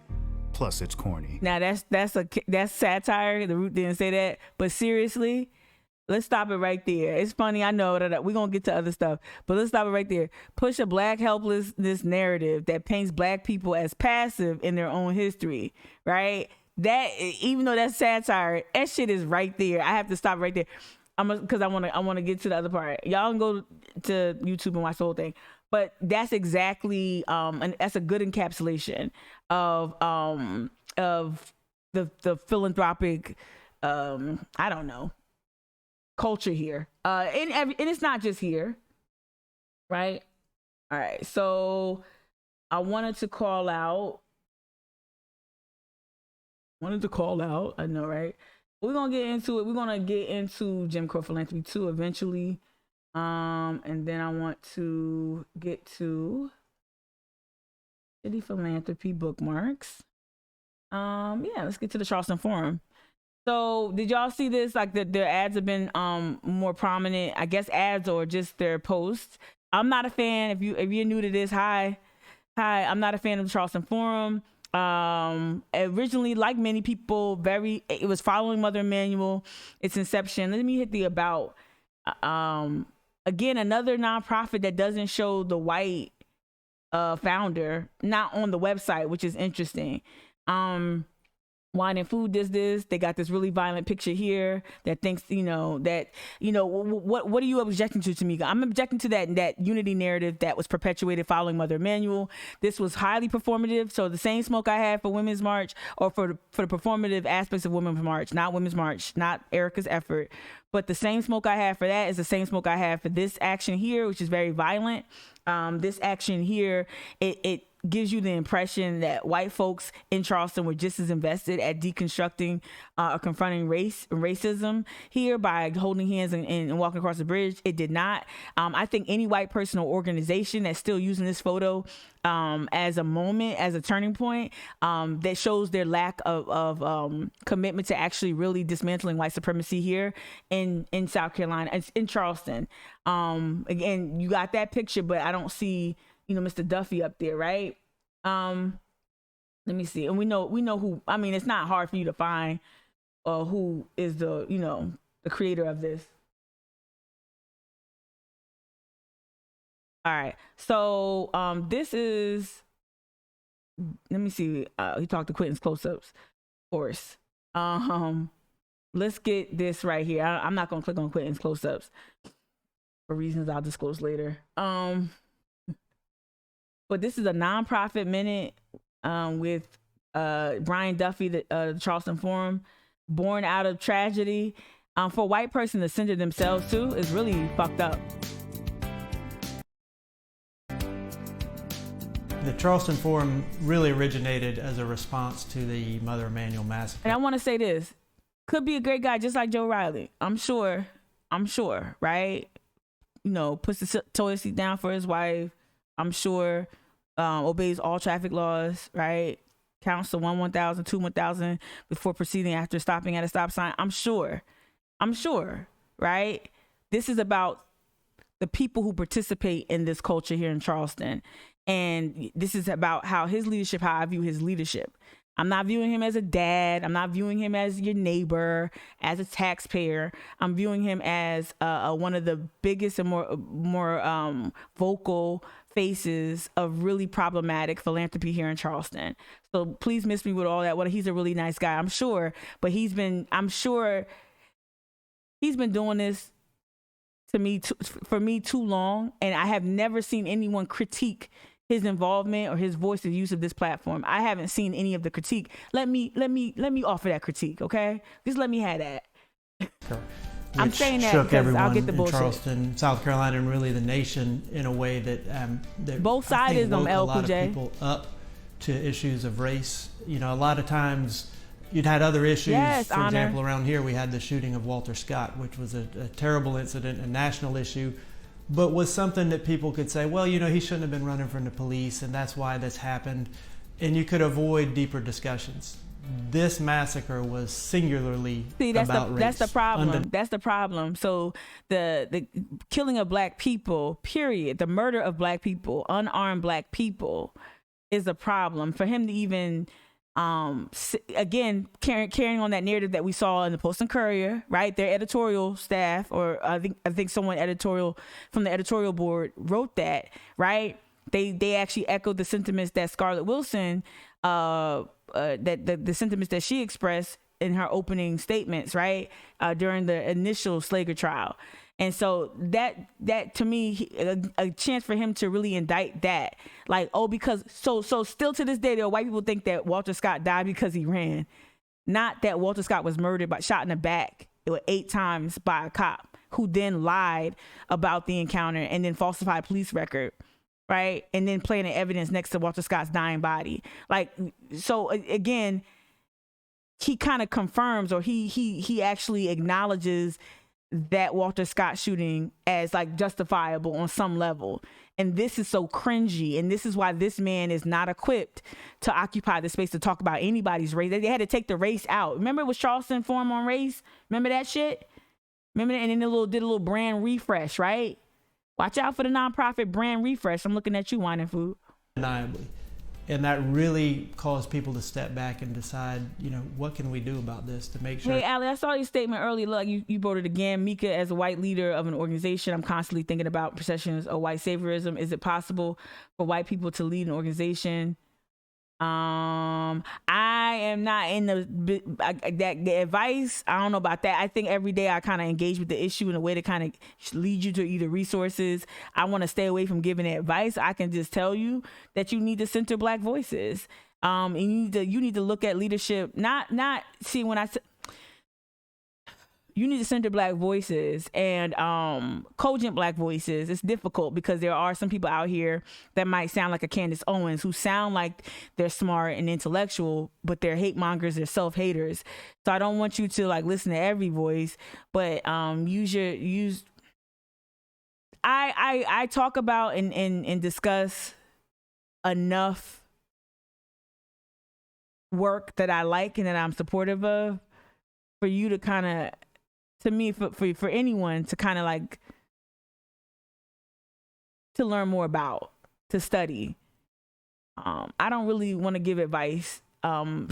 just, you know, I'm giving so many examples of how white people exhibit problematic behavior in this nonprofit space. I think it's how you build your nonprofit, Allie. It's all in how you, again, center the voices that need to be centered. It's all about also who you take money from, what your board looks like. I'm just not in a position to really to give any type of prescriptions for this. I'm in the business of pretty much just interrogating power and kind of getting at the root. And I think in those conversations during these live streams is where a lot of that work can start. But it's up to y'all to do the work. And honestly, and I know you meant so well, and I really respect and admire you. And I shared your statement that your message with my mom. It really made my day last week. But we're asking that of a Black person sometimes can be tricky. Like that's not my job kind of thing. You got to do your own work. That's just my thoughts on it. You got to do your own work and figure that out. But I call out enough things so that people can kind of start their own journey, research, whatever you want to call it. This kind of thing never happens again. People never are going to change their mind or change their action unless they've had a chance to listen to what someone else says on the issue or on the other side and have a chance to be heard on what they have to say.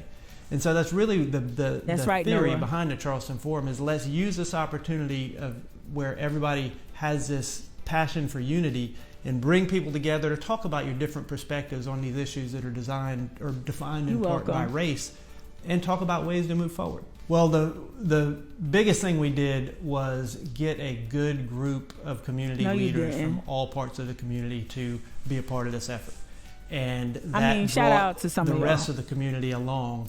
And really, the first year we did this was in 2017 in June at the Charleston Music Hall, and it was a big splash. We had national folks, local folks. It was a 5-hour program on many different issues to a sold-out crowd of 900 plus people. And then the next year, what we've done is focus entirely on. Because when it's not a success unless it's a sold-out crowd at the music hall. What the fuck? Get out of here. Honor, what you dropping in the chat? Let me see. Oh God. So yeah, one thing you see now. Oh God, the kids are beautiful. The kids are gorgeous. Shout out to the kids. Okay. But Anna just dropped that in the chat, the link. And so basically this is an illustration of some of the interests involved with the Charleston Forum. So you also saw him, let me get to it right now, outside of the whole impact investor aspect of this work. There was, I don't know if you heard in that last bit, there was no commitment to decolonizing, nonprofit landscape. There was no commitment to actually holding white people accountable. I heard nothing about white accountability. I heard nothing about justice. I heard unity, right? And so this whole thing that you can get unity without consequences, that white people can just be gifted unity without doing some of the more rigorous work, that it requires a divestment from white supremacy. It requires a forfeiture of comfort. Nothing that he facilitated that I attended a few years ago made white folks uncomfortable. Nothing that he facilitated, and having both sides present and centering the police, centering law enforcement, and he's continuing to center law enforcement because we see the upcoming event. Shout out to Carolyn Murray. I think that's something that she's passionate about. It has nothing to do with Carolyn Murray, everything to do with this webinar. I signed up for it. I don't know if I'll be able to attend, but I signed up for this. It doesn't seem like his stuff is really that popular. I don't know. And people show up to the music hall, but I don't know. But here, he's been promoting the presence of Scarlett Wilson will be here. Let me see. Yeah, let me see if they have any. I don't think they have any.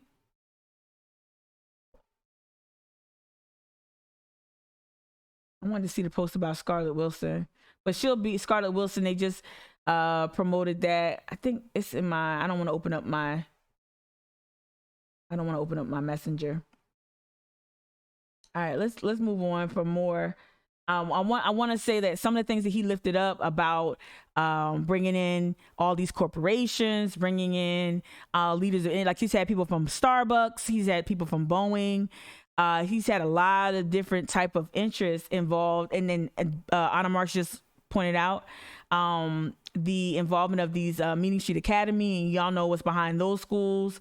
Thank you, Anna. No, wait. Here we go. Thank you, Anna. All right. So this is touted as being a great thing, and it's not. This person, Scarlett Wilson, is inept. She refused to bring 2 deputies who were involved in killing Jamal Sutherland. She refused to bring charges. She's feckless at her job, but yet, you know, she's one of the panelists. There's something I would say in recent years, y'all, Charleston Forum has centered law enforcement in a way that's I'm very uncomfortable with. They have been talking to prosecutors and cops, Chief Reynolds. It's really interesting how they're centering law enforcement. And, you know, of course, they'll have members of the faith community present, multicultural members of the faith community. And like criminal justice. They've been talking to law enforcement and engaging law enforcement a lot. And I'm trying to figure out why they're doing that. Right? And why they're touting her as some sort of, she's going to take that Fugazi survey. She's going to take that Fugazi study, and now she's going to go on some sort of press tour where she's going to present this to the public, and no one will challenge it. No one will ask her, well, who created this study? No one's going to challenge her track record. No one's going to look at her opening statements at the first Michael Slager trial. No one's going to do that, right? And so Scarlett is going to enjoy more access to spaces and more credibility, because we don't have anyone here to challenge this work. And the thing is too, when you put a black face on it, you put a black moderator, a black host, black participants, when you call some of your local, I ain't gonna say no names, some of the local black faves to be on the board, those are like speed bumps for a lot of people, where they stop, like, even if their intuition says, you know what, this feels icky, this does, or it might, for some people, it probably feels like, hey, this don't really feel like a solution. More often than not, the black people I encounter who are not like in this realm like I am, they say, well, how is holding hands, how is this gonna make things better? How is this gonna get my dad his house back, you know, that he lost the eminent domain? Like, it's not gonna improve the material conditions for anyone hurt or harmed by racism, right? It's just not. Let me open YouTube back up.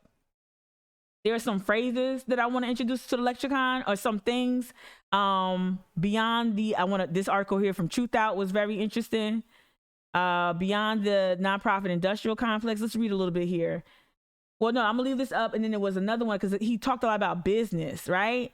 So will big philanthropy defang our radical movement? So a lot of the work that you're seeing, especially when you incorporate or center the voice of law enforcement, right?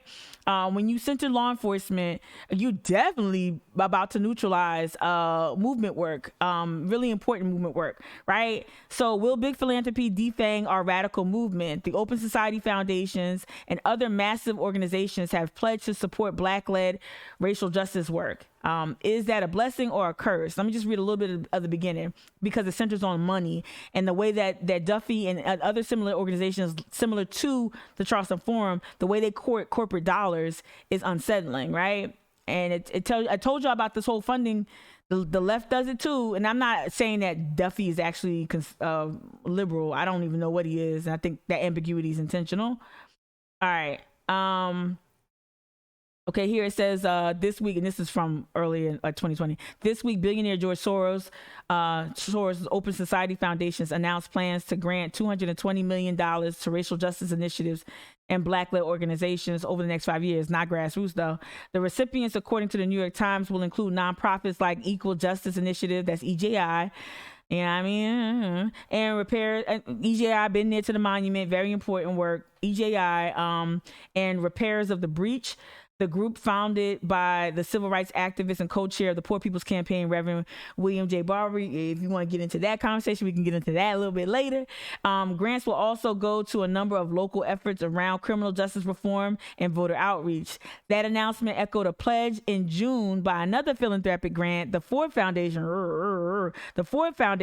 to commit $1 billion to support racial justice work after protests broke out across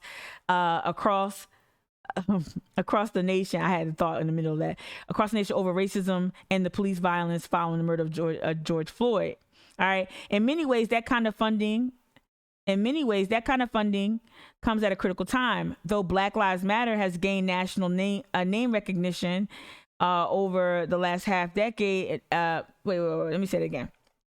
In many ways, that kind of funding comes at a critical time. Though Black Lives Matter gained national name recognition over the last half decade, and an organizer with Black Lives Matter Los Angeles, Melina Abdullah, told the Associated Press in June that organizers have been working with very little in terms of a budget over the last 7 years. Hello, Women's March National.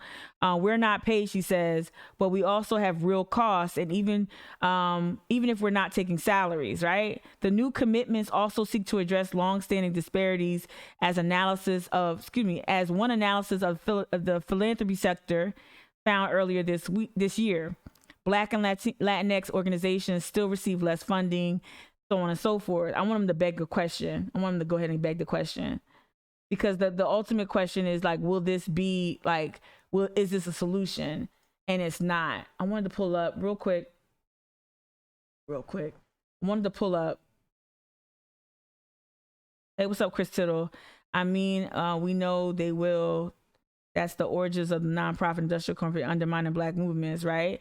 Joy, you said it's disgusting that they are using Mother Emanuel to push, in terms of the Charleston Forum. Yeah, and no one has called that out. Maybe they've called it out privately, but I've seen no, like, do y'all ever think about in Charleston, like, why you don't hear any other like really loud critical voices of some of these structures? Like, you ever think about that shit? Like I've never lived in a city where there wasn't, I'm not just talking about in protest spaces, right? When BLM takes to the streets. Why don't we have 20 Mikas popping up and saying these things and challenging these nonprofit heads? Like, you ever wonder about that? A lot of times, some of it, not a lot, some of the time, it's because the people have been co-opted. I've been one of those people, right, who've been so hungry for resourcing and for access to the room and to the table that I sign up to be a part of things. And when I get in the room, I'm like, oh no, this is really, really, really racist and really bad and really destructive.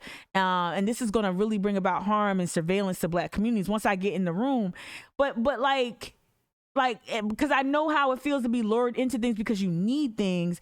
But I think some people, when they're met with that, where they're at that crossroads, they choose to stay in the room because that's where the funding is. And I know it's not easy, especially if you have a family, when you have a mortgage, when you have a child to take care of or family members to take care of. I know it's not always easy to just push away from the table and leave, but at some point, some of us gotta push away from the table. And I said this on Twitter, and I'm gonna say it here, like, I'm really waiting for other Black voices who are critical in private to start really being more vocal publicly. And I'm not saying you have to be as loud as me or as adamant as me. I'm saying say something on a mic when everybody can hear you. You don't know what that will do for someone like me or a Mika, a younger Mika who will learn from you how to challenge systems. Disruption can take on all kinds of forms. And I just always think, like, why don't I hear more? Right? Yep. Yeah. Hold on one second. I wanted to, I see you in the comments. I wanted to go to another tab, that helps.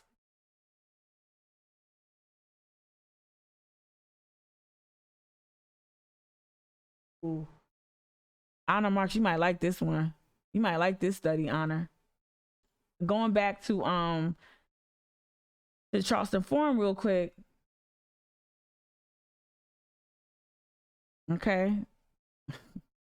I don't know too much about I don't know too much about the organization who created this document, but I love the research here. All right, impact investing and critiques of philanthrocapitalism. Please put that in the lexicon, y'all. Philanthrocapitalism. That's largely what's being sold here in Charleston, especially when you're talking about things like the Charleston Forum that courts all those corporate investors and also moves like a corporation and not necessarily like a charity. All right. So that's about the institute. Let me get down to this opening. Let me see. No. Okay. So impact investing, right? Honor always talks about that when in regard to school privatization. Impact investing and critiques of philanthrocapitalism. One of the most striking features of public discourse surrounding the social change over the past several decades is how the same forces presented by some commentators as solutions to the world's most serious problems have been presented by others as the leading causes of the problems. In particular, one prominent strain of thought, let me stop highlighting shit. One prominent strain of thought that developed in the first decade of the new millennium champions the application of market forces, innovative business practices, entrepreneurial vision, and private sector resources to the most significant social and environmental challenges facing our society and the planet. In a 2008 book, Bishop and Green popularized a term for this union of philanthropic aims and capitalist means. So listen, y'all. So in 2008, y'all know I like to say that like that. In 2008, Bishop and Green popularized a term for this union of philanthropic aims and capitalist means called philanthrocapitalism. Yet the global financial crisis, which was developing as the book was published, ravaged much of the world's economy and ended up highlighting the damage that can be done by market forces, innovative business practices, and entrepreneurialism, right? All right. And I think this is a phrase that I think a lot of people haven't really dug into here, right? And how it's presented as a solution, but is it really a solution? I'm gonna play this one. I think this video is gonna help out a little bit with some of that. And we're gonna get to a revolution will not be funded. We're gonna get to that. And we're gonna get to Edgar Villanueva here, North Carolina native indigenous man, and their work about. Oh, actually, we'll play it first. So I used this during the Giving Project. I used the first few minutes during the Giving Project. This is again Edgar Villanueva, a member of the Lumbee tribe in North Carolina. The impact that these attitudes have on these. Let me rewind it so y'all can hear from the tippy top. Thank you all so much for coming, and thank you so much, Edgar, for joining me on stage today. Edgar Villanueva is the author of Decolonizing Wealth, which is a provocative and really beautifully written analysis of the colonial attitudes that are really present in philanthropy and more generally in finance. And the impact that these attitudes have on these sectors. And also he talks a lot about how money can be used not just to divide and exploit, but also to heal. Okay, so at least some of these initial thoughts from it says decolonizing wealth, but he's talking about decolonizing philanthropy here a little bit. I just want to just share some of these thoughts. And before I'm not going to speak to some of the other work and conversation that kind of follows the little bit that I'm going to show here. But I think there was some very illuminating thoughts here about trying to decolonize philanthropic spaces. So first of all, thank you so much, Edgar, for being here today and for agreeing to talk about your book. Absolutely. It's an honor to be here with you guys. So in your book, you talk a lot about three aspects of your identity in particular. One is your being Native American.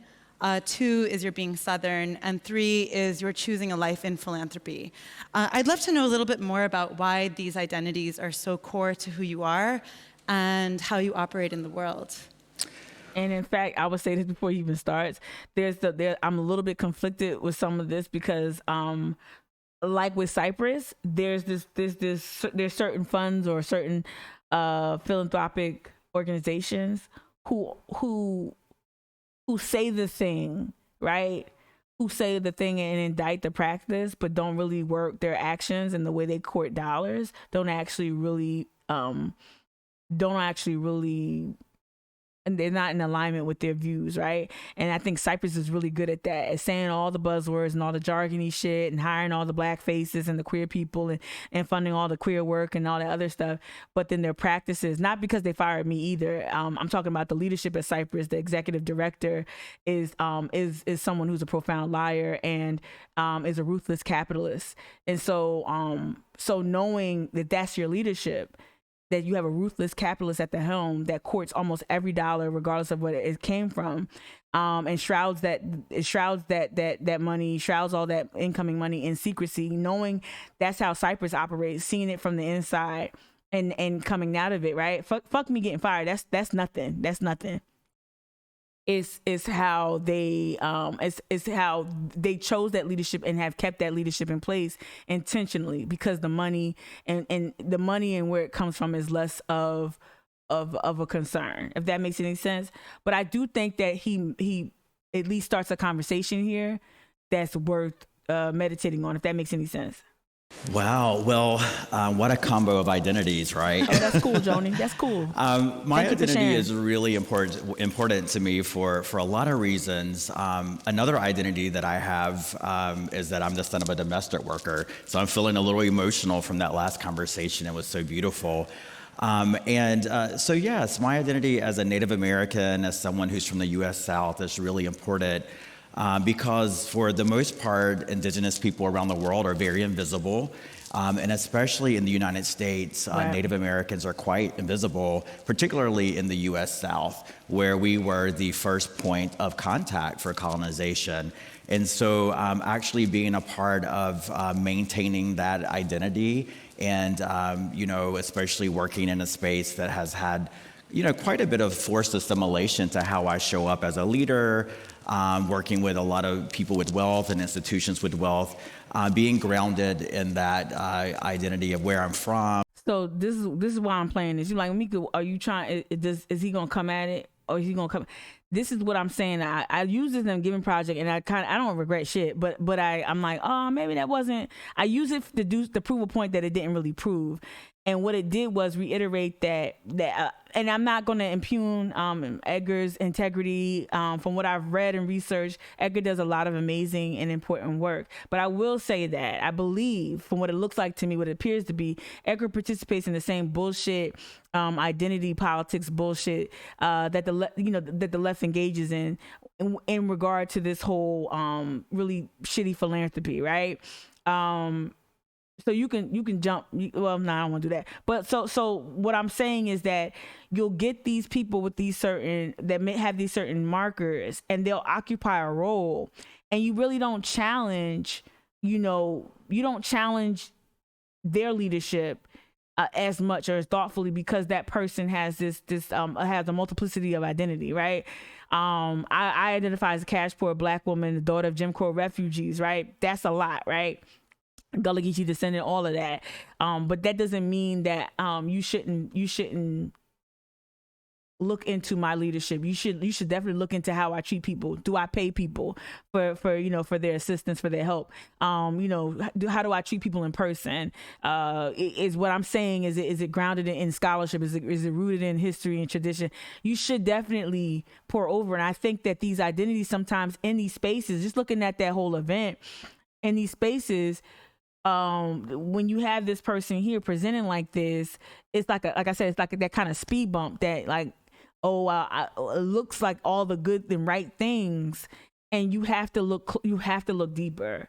If that makes sense. I think I'm just, again, not impugning Edgar's integrity. I'm just using that as a way for you to please look deeper.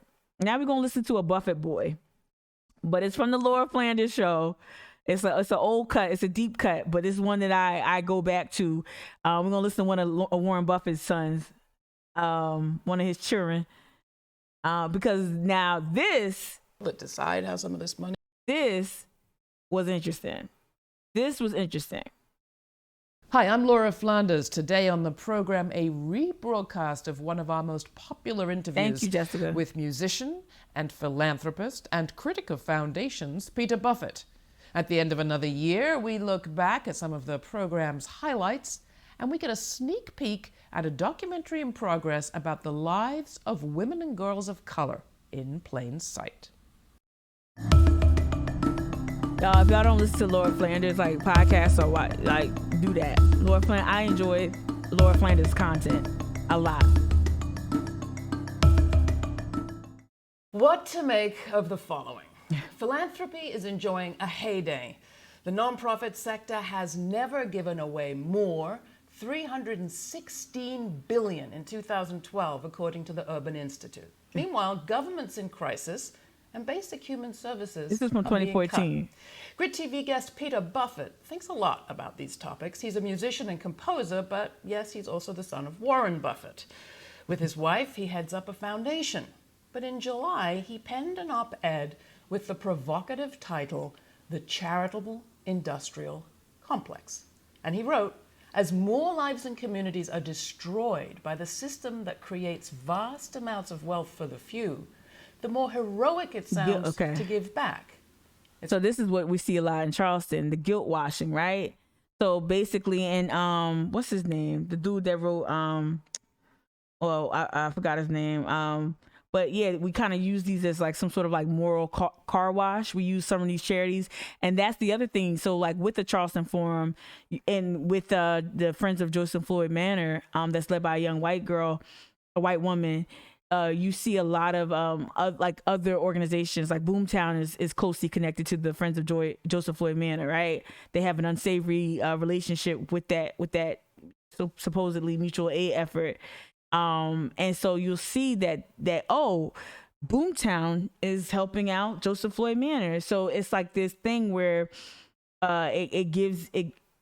it cleanses organizations or corporations by being Charleston Forum adjacent, or you just put in the shitty philanthropy, right? Put in the name of the shitty philanthropy, whatever. But it is like, it also gives the impression that you solved the thing by cutting a check. I've said this before. I know we talk about reparations and cut the check, but it's not just cut the check, right? There's other work. But we have to be so adamant about cut the check because nobody will cut the fucking check. But there's more to it than that. But a lot of folks engage with causes and with charities through just cutting a check, and then their name is plastered all along, as a sponsor, whatever. It's what I would call conscience laundering. And that's why I wanted him and I to talk. Buffett's the author of the New York Times bestseller, Life is What You Make It. So welcome to Grit TV. Thank you so much. Great to be here. So I've called it philanthrofeudalism, but I like this charitable industrial complex. What do you mean by it? Well, it's a system like so many others that have sort of, I guess it's grown too big for its britches or something. And I will say britches because it's mostly men. But it really seems like it's sort of folding in on itself and, keeping itself alive. Yes, honor. As opposed to trying to put itself out of business, much like the military industrial complex. So all this charitable? Exactly. Like some of these foundations are forever, ever, ever. You should be trying to put yourself out of business. If you're really trying to eradicate hate, you should be irrelevant. You should be like done. There should be a time period. It shouldn't be forever. You shouldn't be raising money forever. It shouldn't be like that. It should be something with a finite time frame. Giving isn't making any difference? Well, I would say that philanthropy, first of all, means the love of people, right? So it has nothing to do with That's the etymology. Money. So on the personal scale, on the relationship side, on the community side, there's plenty of good happening and certainly plenty of well-meaning people. But as it gets into larger sums, bigger egos, bigger rooms with more people in them, it starts to disconnect itself, I think, from the very issues it's supposedly solving or helping or whatever. All right, so let's just pull back just a second and talk about how you got into this mess. You said it. Right? Just to recap, it says on the back of the book, the only inheritance you really got from your father was a philosophy. Now, is that really true? Well, believe it or not, it was. So, first of all, I'd like to say that I just recently became Warren Buffett's son, right? Because nobody cared. Nobody knew. The last decade has been different for me. Growing up in Omaha, the house I grew up in, he still lives in to this day, drives himself to the same office that he did in 1963. I went to the same schools my mother did, went to public school all the way through, had the same English teacher my mother had in high school, so very Midwestern upbringing.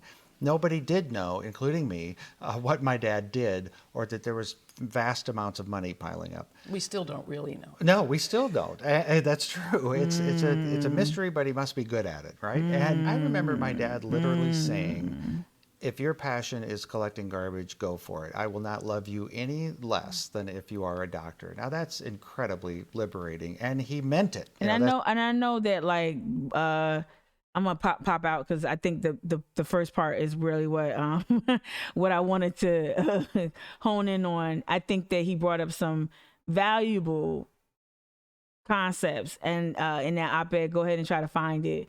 But then, of course, you know, Warren Buffett. Yeah, I see the icon, Jessica.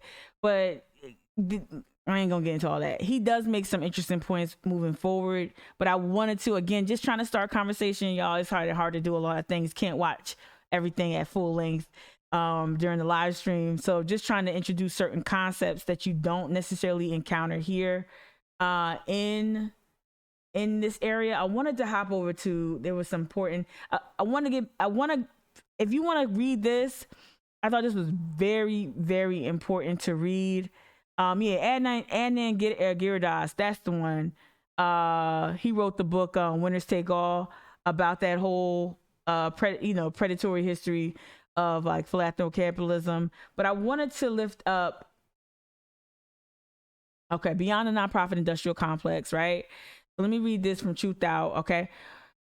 We are constantly confronted with problems in modern society: homelessness, violence, underfunded schools, environmental pollution. The list goes on, right?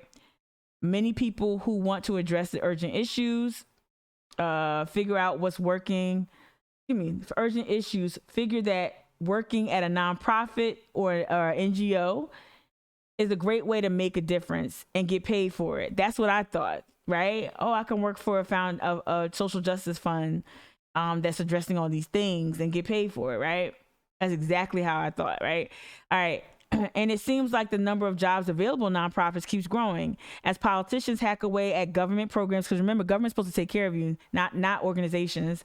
All right, as as politicians hack away at government programs, social service agencies, and other safety net programs that provide crucial support for poor and working class people.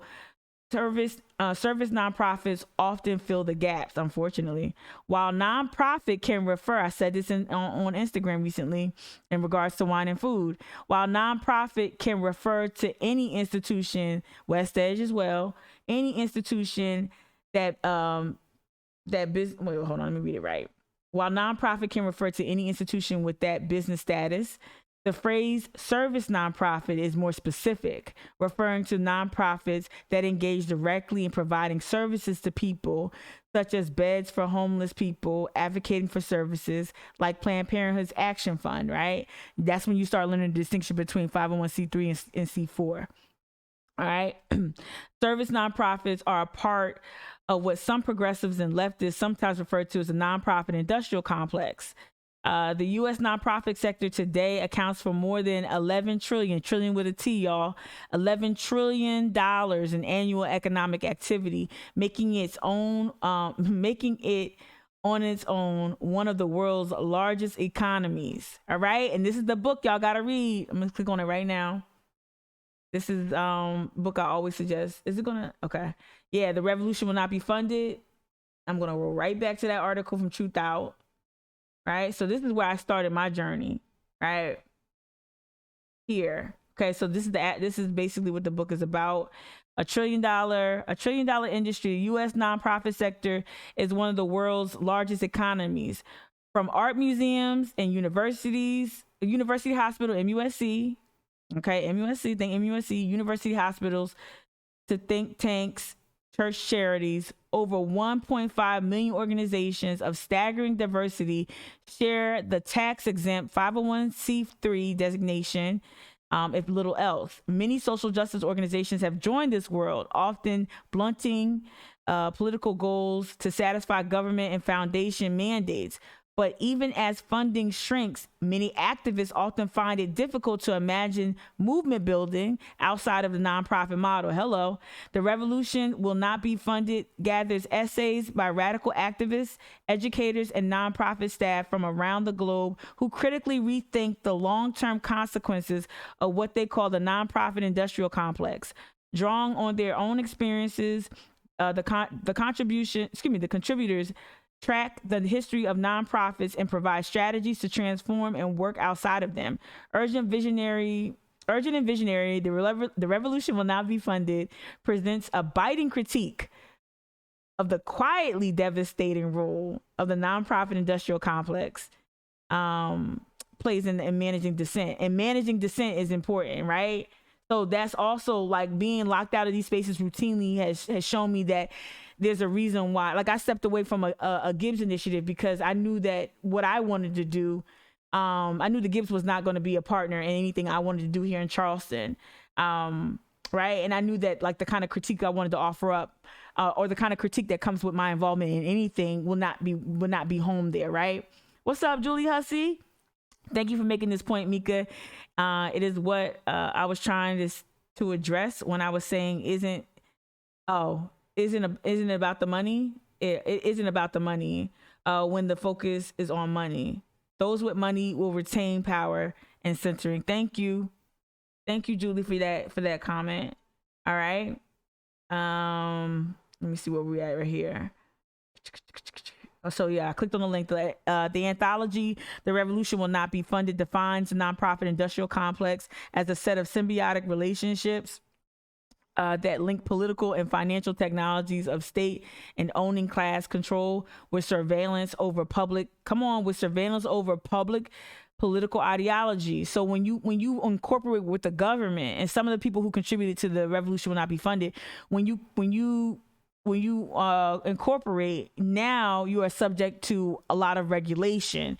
That regulation is in essence surveillance. And so just imagine you trying to do something like let's say your nonprofit fights school privatization. You're now being surveilled in one way or another, or in multiple ways, by the government. And not only that, there are probably a lot of barriers that are going to be just naturally in place that really water down that movement work, right? And so what I'm trying to posit here in this live stream is that why don't we have these conversations? Why don't we unpack these things? Why do we just run to the forums? Why do we just let this little girl from, let me stop calling her a girl. Why do we let why do we let people like this move unchecked? All right, so I'm not gonna name the co-conspirator, but the co-conspirator and I engaged friends of, I was saying the name wrong, I guess. Is it? No, I said it right. A co-conspirator and I, and unless they want to not be anonymous, they can tell me right now if they want. But a co-conspirator and I engaged the Friends of Joseph Floyd Manor, right? We engaged them because of it just reeked of problematic white savior philanthropy and all that other stuff, right? So this is one of the posts. I can just go to it. I'll go to it in a second. But no, I don't want to go to it because I don't want to disclose names and stuff like that. Oh, okay. It was Honor. All right, Honor, I didn't know if you wanted to be like, it was public. Thank you, though. I didn't want to. So yeah, Honor Marks and I, or Honor, we started seeing some things. And one thing I like about Honor and other comrades is that we always just love looking at like, oh, that sounds cute. What the board look like? Oh, that sounds cute. I wonder what their sponsors look like. I wonder what they get their money. I wonder who's funding it. I ask that now as a reflex. I don't look at, the charity. Oh, wow, that looks wholesome. Oh, they're feeding kids. No, I'm going to say like, I want to look under the hood. It's a reflex now, especially after Cypress, right? So especially after Cypress, I'm definitely going to look at, who's leading what. And what are they relying upon to kind of throw us off? So after Honor engaged the page, and we were going back and forth on what questions to ask and whatnot, and what work to lift up, the Black-led work that was led by, let's say, Courtney Hicks, right? Lifting up that work because this young woman asserted that she's the only one. She's the only one that helped these poor Black people in this building. She's the only one. She's the first. Christopher Columbus. I've always been kind to you, coloreds. Miss Millie vibes, like hard. Like if y'all don't know who Miss Millie is, watch Color Purple. You saw clips of it in the white female aggression clip, right? So, not surprised, but Honor said they deleted her comment. So, she was very defensive. Let me get to the actual. Let me see. I should have put like a 1 and a 2 and a 3, like to number it. Let me see. Okay. So Honor started asking questions here. This is the response, and we'll get to probably they add a sequence, but the response, y'all, is important. The response is illuminating. So Honor asked a lot, and Honor is not like she just asked really pointed questions. It only throws you off if you feel insecure about what you're doing. It only makes you feel attacked if your shit is like. And let me be fair, because there's times people ask me a question in good faith and I kind of mistook it as like, what you want to know for? But that's because I'm black, right? And if a white person asks me, I'm like, what you want to know for? I'm naturally skeptical. I think a healthy amount of skepticism is warranted. But the reaction, the way I characterized the reaction was like a little like, it was too defensive, right? But again, we just look at the response. This was Honor's name. Honor, you're always welcome. She deleted these comments. Honor, you're always welcome to volunteer to see what's up as well. And I'd argue that we all should be helping when we can and doing what we can to enact positive change. Yeah, that's it. Positive change is not dismantling white supremacy. Just so y'all know that. I don't know what that is. That's so non-specific, right? All right. So she says, I'd argue we should all be helping when we can and doing what we can to enact positive change in our community, not just asking questions. This happens a lot. Honor, I'm sure you get this a lot. This happened to and this is public too. This happened to Evelyn on Twitter when she engaged Saccharin. Well, I don't know if you know, if you read, I don't know if you saw, I don't know if you attend. You talking to one of the most engaged community members that I've ever met in my life in Evelyn. You talk about a young girl who's at all the meetings, who's facilitating conversations on her block with black people, centering black women's leadership. You talking about an example of civic engagement. Go pay Evelyn. I'm not telling you to go bother her, but you could pay Evelyn to teach you on how to be civically engaged. But when she questioned Saccharin on Twitter, he immediately discredited her, or at least that's what the premise of the question was. I don't know if you know, I don't know. She pours over city council meeting minutes.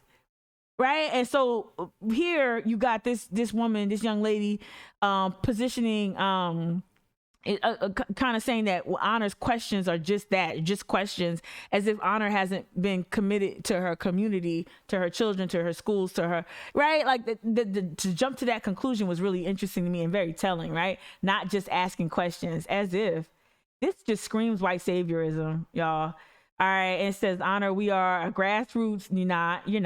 We are a grassroots organization that stepped. I think she meant steeped in to help. Oh, excuse me. Yeah, she said that stepped in to help a community. Look at this bullshit. We are a grassroots organization that stepped in to help a community that wasn't being helped by anyone in the community. Wow. Nina is not on the board as her title suggests. What? Nina is not on the board as her title suggests.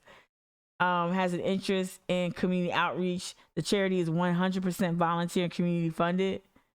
Okay. And that could be true and it could still be problematic, right? Joy, you just dropped in the chat. Yeah, nonprofit boards are public information. Thank you, Honor. But Joy, you dropped in the chat. The timing of the post indicates triggering. The timing of the post indicates triggering. Honor hit a nerve. Instead of leaning in, they put their head in the sand. Absolutely. Let me close out that one. I wanted to get to like the questions Honor asked initially. Is this it? No, that's the same one.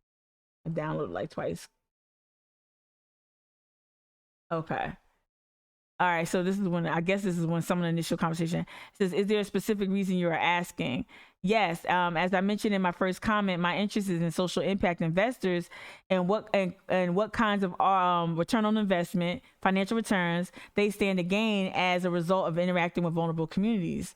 The first person listed This is such a good question. The first person listed on the Friends of Joseph Floyd Manor Meet the Team page is a catalyst for citizenship and social innovation at Charleston's real estate tech company, Boomtown. On the website, I see very few people of color. Very few people of color on your leadership team or among volunteers. Just made me want to see what's up, and that's why she quoted her later. Just wanted me to see what was up. We should all be asking questions and requesting transparency in situations, right? And that was thoughtful. But you know what it showed me too, Honor? She didn't know what the hell you were like. She knew what you were talking about, but she didn't know what you were talking about. She doesn't interrogate. She doesn't really think about the kind of work there. She doesn't think about it in terms of it perhaps being a problem. Let me go back to Facebook real quick. Ugh. After watching 60 Minutes, I can't. I'm really thinking about deactivating Facebook. I'm super serious. Really, I'm like, what do I use it for? I'm not. Yeah. I mean, my family. That's it. My family. Like keeping up with relatives and stuff. Friends.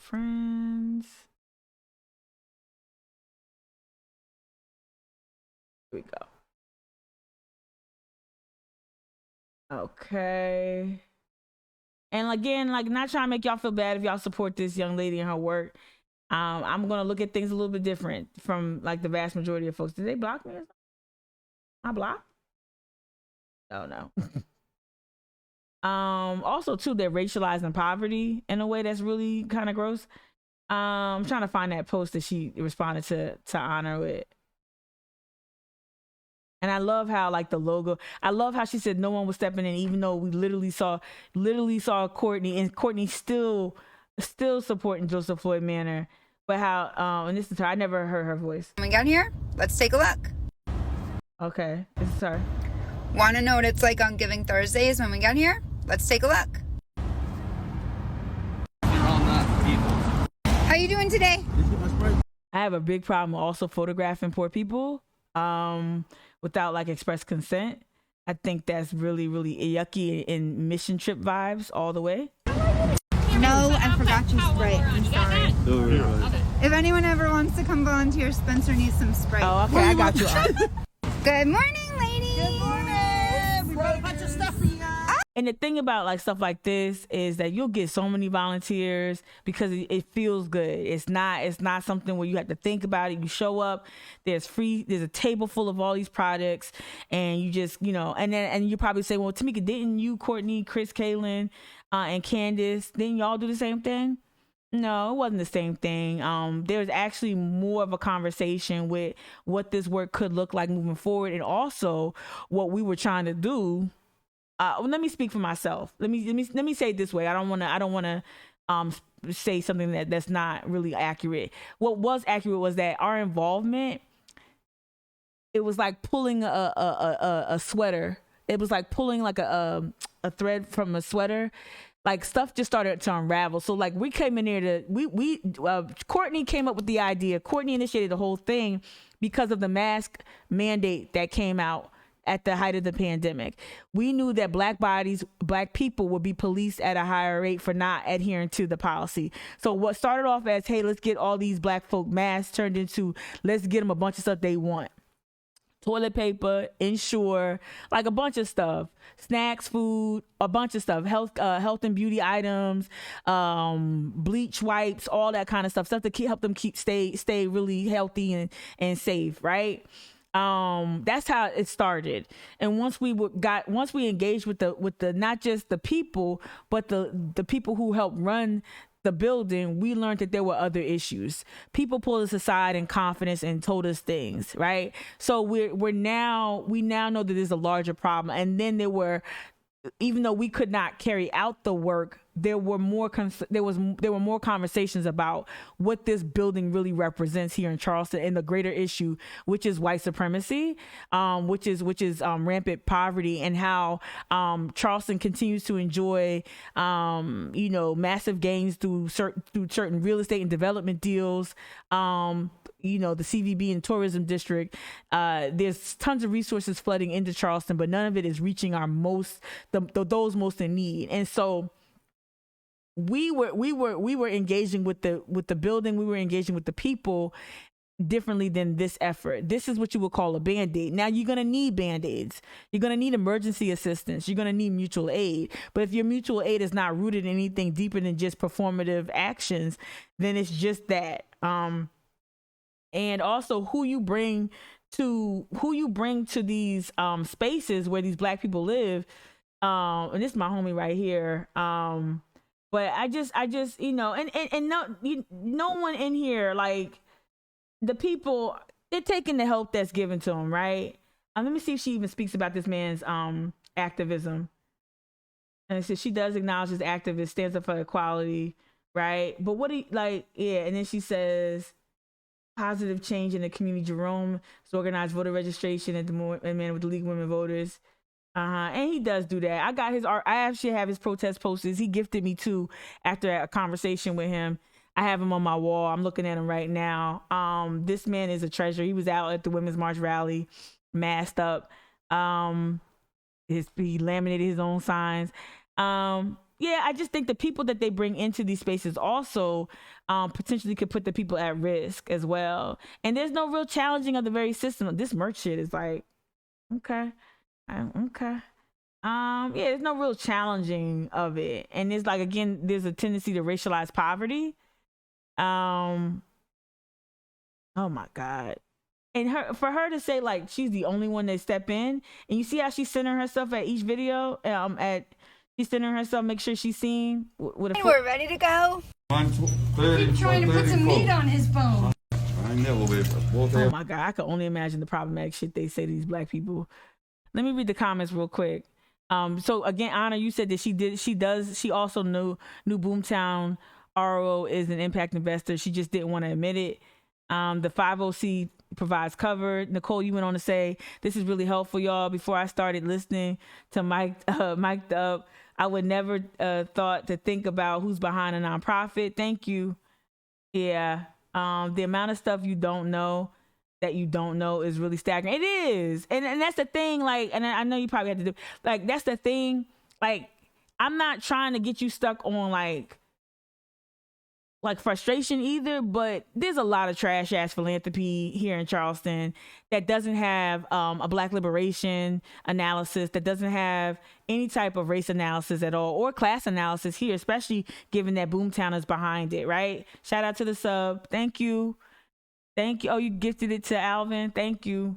I had to put it on subscriber only chat if y'all are trying to chat and can't. But yeah, it's just a problem. The questions, and here's the post. That's what I was looking for. So this was after Honor asked a few questions, and she framed it as negativity, which is wild to me.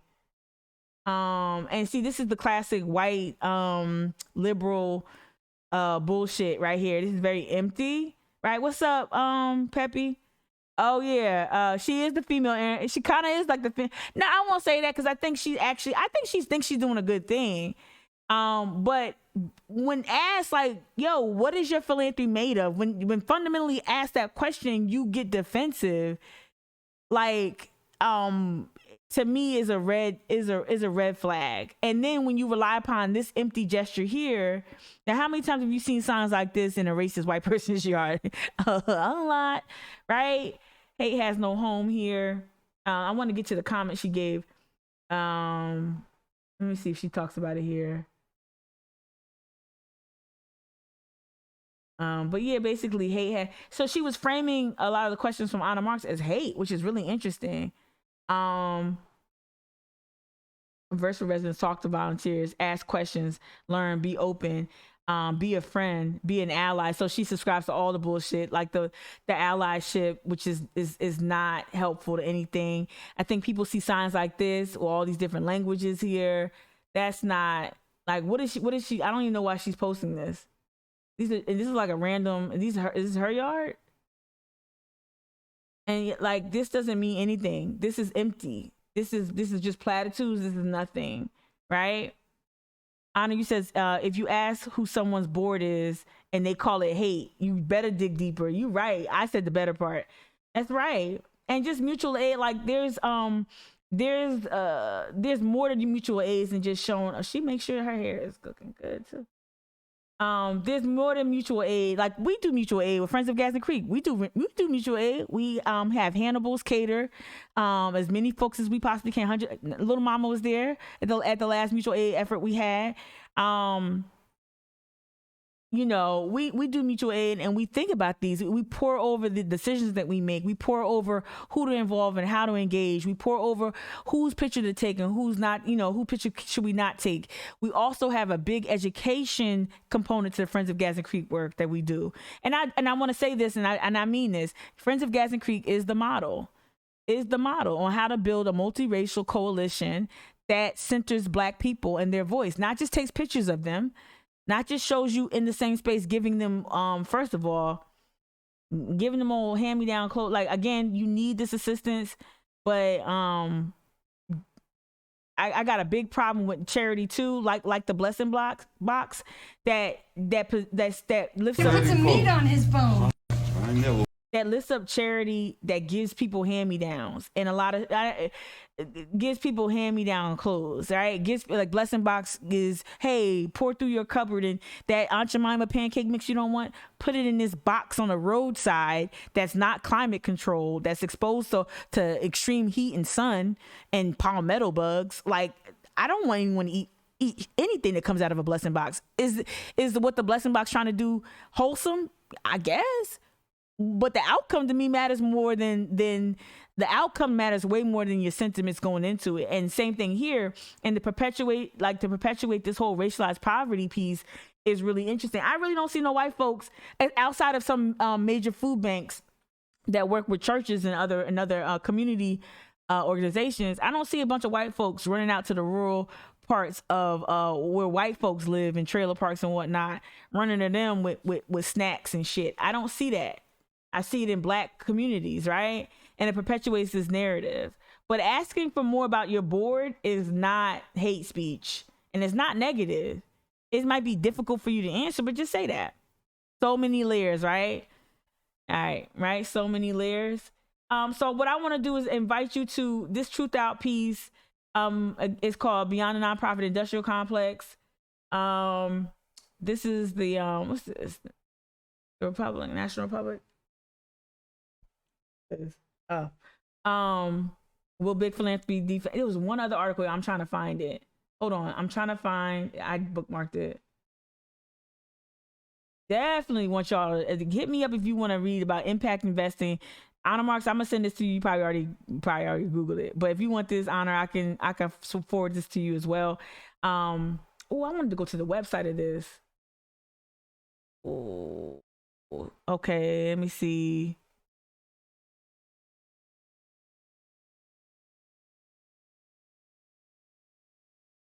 Oh, I'm sorry. I hear you. And let me say something about the blessing box. Like, I've said something critical of the blessing box, and they came back really nice. Really nice. I just think that when we think about food insecurity, Nicole, and shout out to those who have benefited from the blessing box. I think when we talk about charity, when we talk about philanthropy, though, the way we position it is important. It's very important. And so I don't know, to me, it always felt like, even before I was really into this work, that really felt weird to me. It didn't feel, oh, this is convenient. I worried about the quality of foods that were in that box. Maybe a lot of them had preservatives, but just knowing the heat and the conditions, it made me, it's not a few, yeah, I got you. And I want to acknowledge what you're offering in the chat, and I don't want to dismiss it, and I'm not going to dismiss it. I want to say thank you for sharing that vulnerable piece, and I understand. I understand a lot of what you're expressing there on a personal level. But I really want us to think about, like, if someone's food, if someone is a single mom struggling to feed her children, I want us to think about dignity. I want us to think about they deserve the best. They deserve premium produce. They deserve exactly whatever folks who can afford to fill up a buggy at Whole Foods maybe once or twice a week, they deserve that. And that's what I'm saying. There's a level of dignity that's not often offered up in these instances. And for me, it's so important that when predominantly white or white-led organizations engage on issues with race and justice, that dignity is at the top, and that not perpetuating a narrative that poor people are always in need of paternalistic care. I mean, that Black people are always in need of paternalistic care. I think that's important. So I'm not trying to make people who have benefited from some of this service. Shoot, there's people here I'm literally looking at people who got a free hot meal and clothing, right? I get it. And toiletries and all of that. I get it.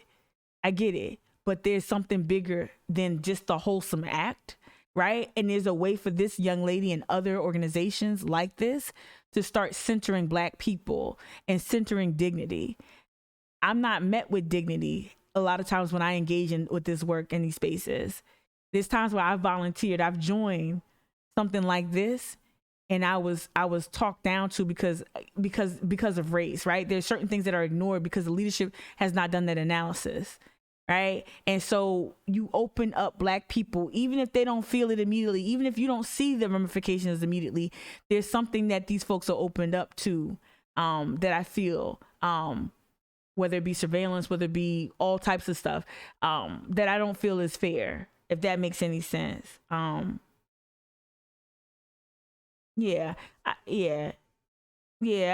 some people, I just feel like people who need food, people who need access to nutritious options, they deserve the best. They deserve the best. And I want to also lift up and some of y'all saying, well, what do you want us to support? What do you want us to, like, who's doing it? Well, and me and Lindsay had this conversation earlier on when we would work in the same space, right? Yeah. When Lindsay and I used to work in the same space at Local Works, he and I had this conversation ad nauseum that he didn't want to be a nonprofit. That he was like, well, I need a brother-sister model. I don't even know if he's still, I don't even know where they're at in terms of how they're structured, but the sliding scale model, right? The grocery RX. Shout out to Olivia, reached out to me last week. Said, Mika, can you put me in contact with a black doctor or someone in health and nutrition, a Black person in health and nutrition that can help us with, she's getting more and more resources, Olivia is.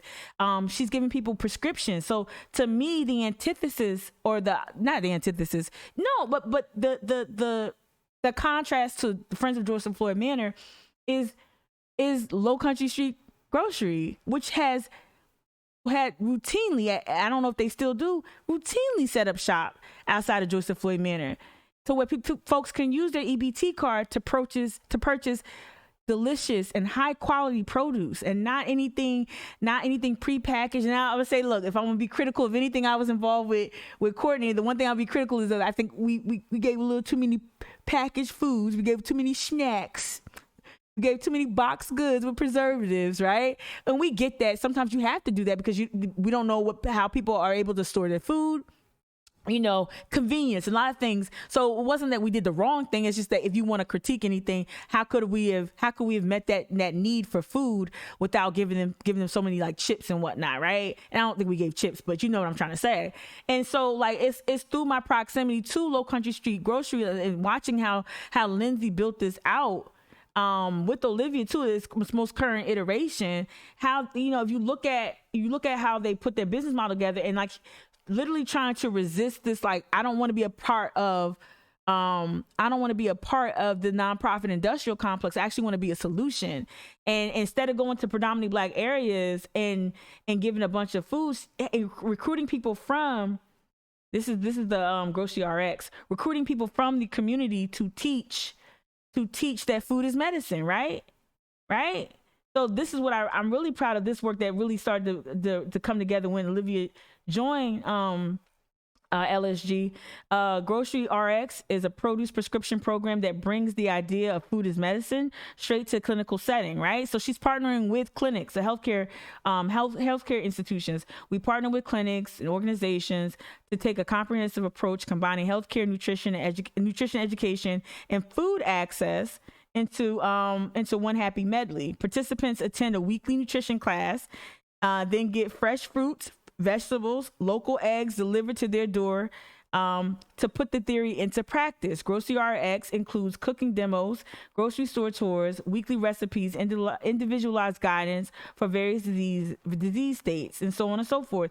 This is getting at the root of the issue. So this is a contrast to this that puts the Band-Aid on and also invites other corporate interests into the manner, right? Not really eradicating any ills. Okay. I'm sorry. Y'all text me? Okay. People text me, Mom. Okay, it's cool. I sound like my mom. Why you texting me? But no, but this is a departure, and this is not philanthropy. It might feel philanthropic, but it's not, right? It's not, right? So it's and also it talks about food insecurity. It talks about access to these things. It talks about SNAP and EBT benefits, right? It reimburses you $15 in free produce for every $5 you spend on your EBT card. So you're getting 3 times. You're basically getting 3 times the produce if you use your EBT card, right? Taking advantage of some of the social safety net programs that are available, right? Lindsay was my biggest teacher on this in terms of like, how should we be reimagining, food access, right? I don't think it has to be, and then the thing about, well, at least when Lindsay and I were having these conversations like, why does it have to be so hard to put this together? Like, why do I have to be a nonprofit? Why can't this be a for-profit model? So because he's trying to make it sustainable, right? And he's trying to actually do some other things as well and service other communities. And so he'll set up in Daniel Island so he can have the sliding scale model over at Joseph Floyd Manor, right? And there was a certain class analysis that I felt that Lindsay would have in his work. I feel strongly about this. All right, El Kuj, you said this discussion is helpful with how I felt over the years, at times volunteering for particular events. Me too, associated with nonprofits. You said you're white and felt uncomfortable, but I didn't take it apart like this. Decentering the organizations, how are those being assisted, involved, consulted with? Absolutely. And on what level too, outside of like being cordial. I don't want to take liberties of what you're trying to say. Yeah, how are those being assisted? How are you being engaged, right? So like, case in point, not to toot our own horn, or not to toot Seb's horn because they don't need my help, but like, Seb is in constant communication with residents in Back to Green, right? Seb is in constant communication to the point where if there's a health issue or there's a transportation issue, we are alerted and we can be mobilized to help, right? So we don't just show up for a photo. We're in constant, we feel in debt. We feel not indebted, but we feel responsible in a way that implies not paternalistically, but we feel responsible. Like, we've come into this space to advocate for this creek and also to advocate for this history, these Black people, right? And we're here, we're in the schools, and we're literally in the schools. We're literally, trying to reach out to the church. We're doing all these things, but we don't want to be extractive.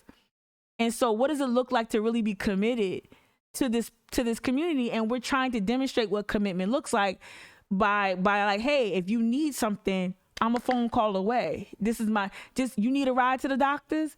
Okay, hit me up and we'll see if we can who can be available. Seriously, that's what our commitment is. And I'm not saying that the old girl with Friends of Floyd Manor doesn't have that, but that's not what's highlighted. What's highlighted is the show, is the showing up with a bunch of clothes, is the showing up with a bunch of food. And granted, these people benefit, this population benefits from this gesture, but that's not all that. When are we going to work toward eradicating some things, right? Let me take a picture of this so they can know I'm talking about them. And I missed them. I think we really need to talk about and think about those things. And like, I don't know. I didn't like the exchange with Honor. I'm gonna give the young lady some grace. Hopefully, maybe word will get back to her, maybe not. I'm gonna give her some grace. But I didn't like that exchange. When we asked you questions, I didn't like the erasure of Black women's contributions. I don't like the paternalistic tone. I'm the one. I'm the only. We're the only ones. I don't like the acting real cute and coquettish when somebody's asking you about Boomtown and ROI and impact investment. I don't like that bullshit. Come correct. Be real. Like, you bringing Boomtown in here, you using Boomtown credibility. Then when somebody asks you about Boomtown, talk about Boomtown. Yeah, I'm being silly, but you know what I'm saying though, right? Like, somebody asks you about something, we ain't got time. Let's get back to Charleston Forum for a little second. Like, and when it comes to Mr. Duffy, I mean, to me, this is just kind of cut and dry. Like, this one ain't even like complicated. It's not complicated. Joseph Floyd Manor is complicated because there is good being done, but how good? and from what? And then what are the long-term ramifications? Oh, there was one picture. Honor. Ooh, not that. There was one thing. Honor, if you're still with me, I am. This was a public post, so. Okay. I'm not gonna focus on the author of it. I just want to see this real quick. I volunteered this morning at Joseph Floyd Manor in downtown Charleston this morning. Every week, there are tables set up outside where the residents can shop for groceries or other personal items. Everything is available to residents. Everything available to residents are available through donations. If you're unfamiliar, the manor is condemnable building.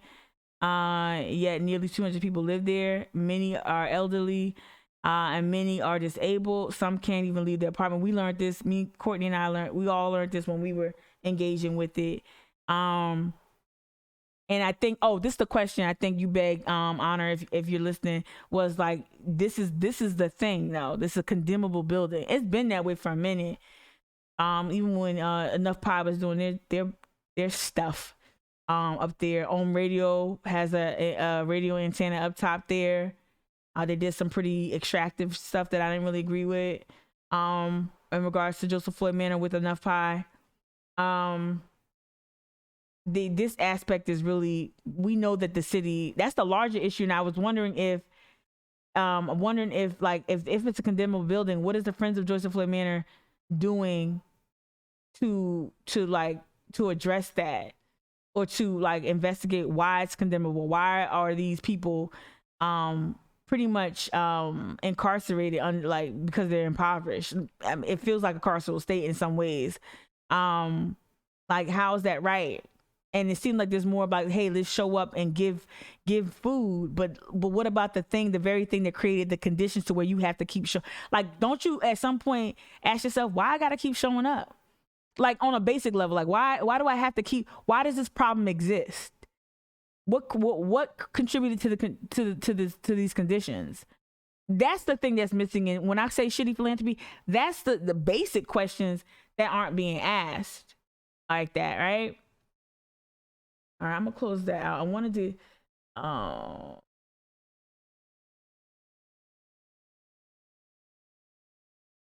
about this. I was gonna talk about the slave dwelling pride. Oh my god.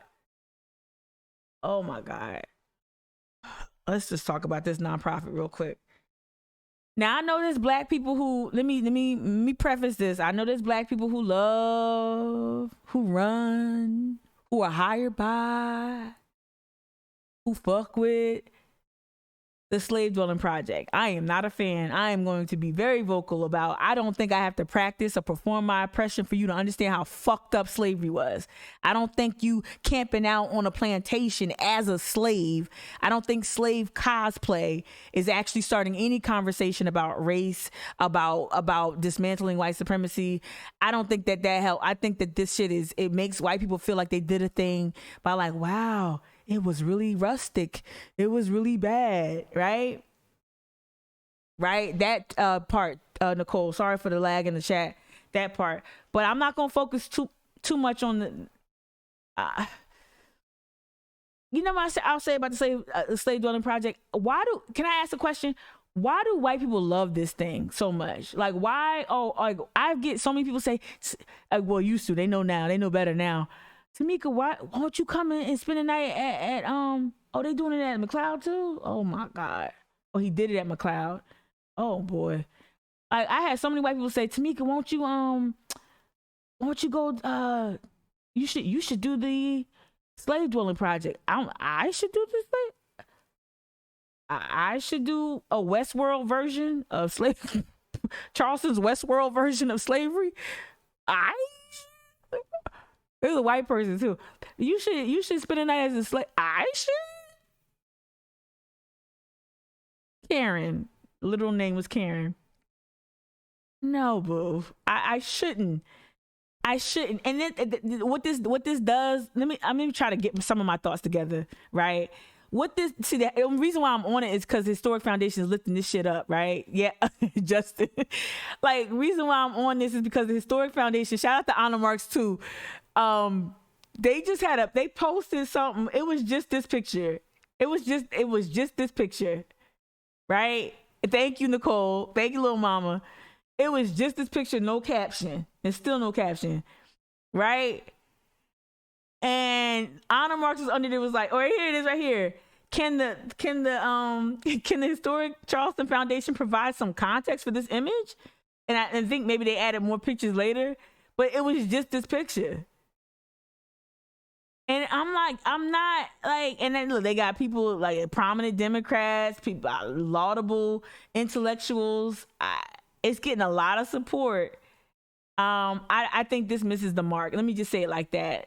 But the fact that Historic Charleston Foundation is lifting it up made me real like, oh, really? This is what we lifting up?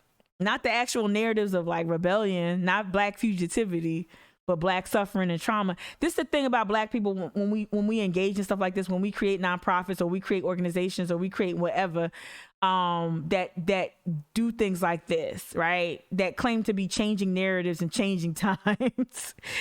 Y'all gotta stop treating our trauma like a fucking trip to Disney World. Y'all gotta stop treating our trauma like a storyline in a movie. Okay, the trauma is real. This shit is triggering. Okay? Visualizing Black women in bondage. I'm not visualizing hard work. I'm visualizing rape. I'm visualizing families being ripped apart. I'm visualizing brutality. That's what I'm visualizing. I don't want to have a camp out and toast marshmallows while I'm visualizing a child being trafficked for sex slavery. Hello, Fancy Girl Market here in Charleston. Like I'm not trying to visualize that. There's no amount of me in a campfire with white people confronted with these images. There's nothing about that setting that's gonna help me. Like, oh, I feel healed. And why do I need to participate in this Westworld version of a slavery reenactment? Like, why would I need to do that? Tell me how. So white people don't know how horrible slavery was?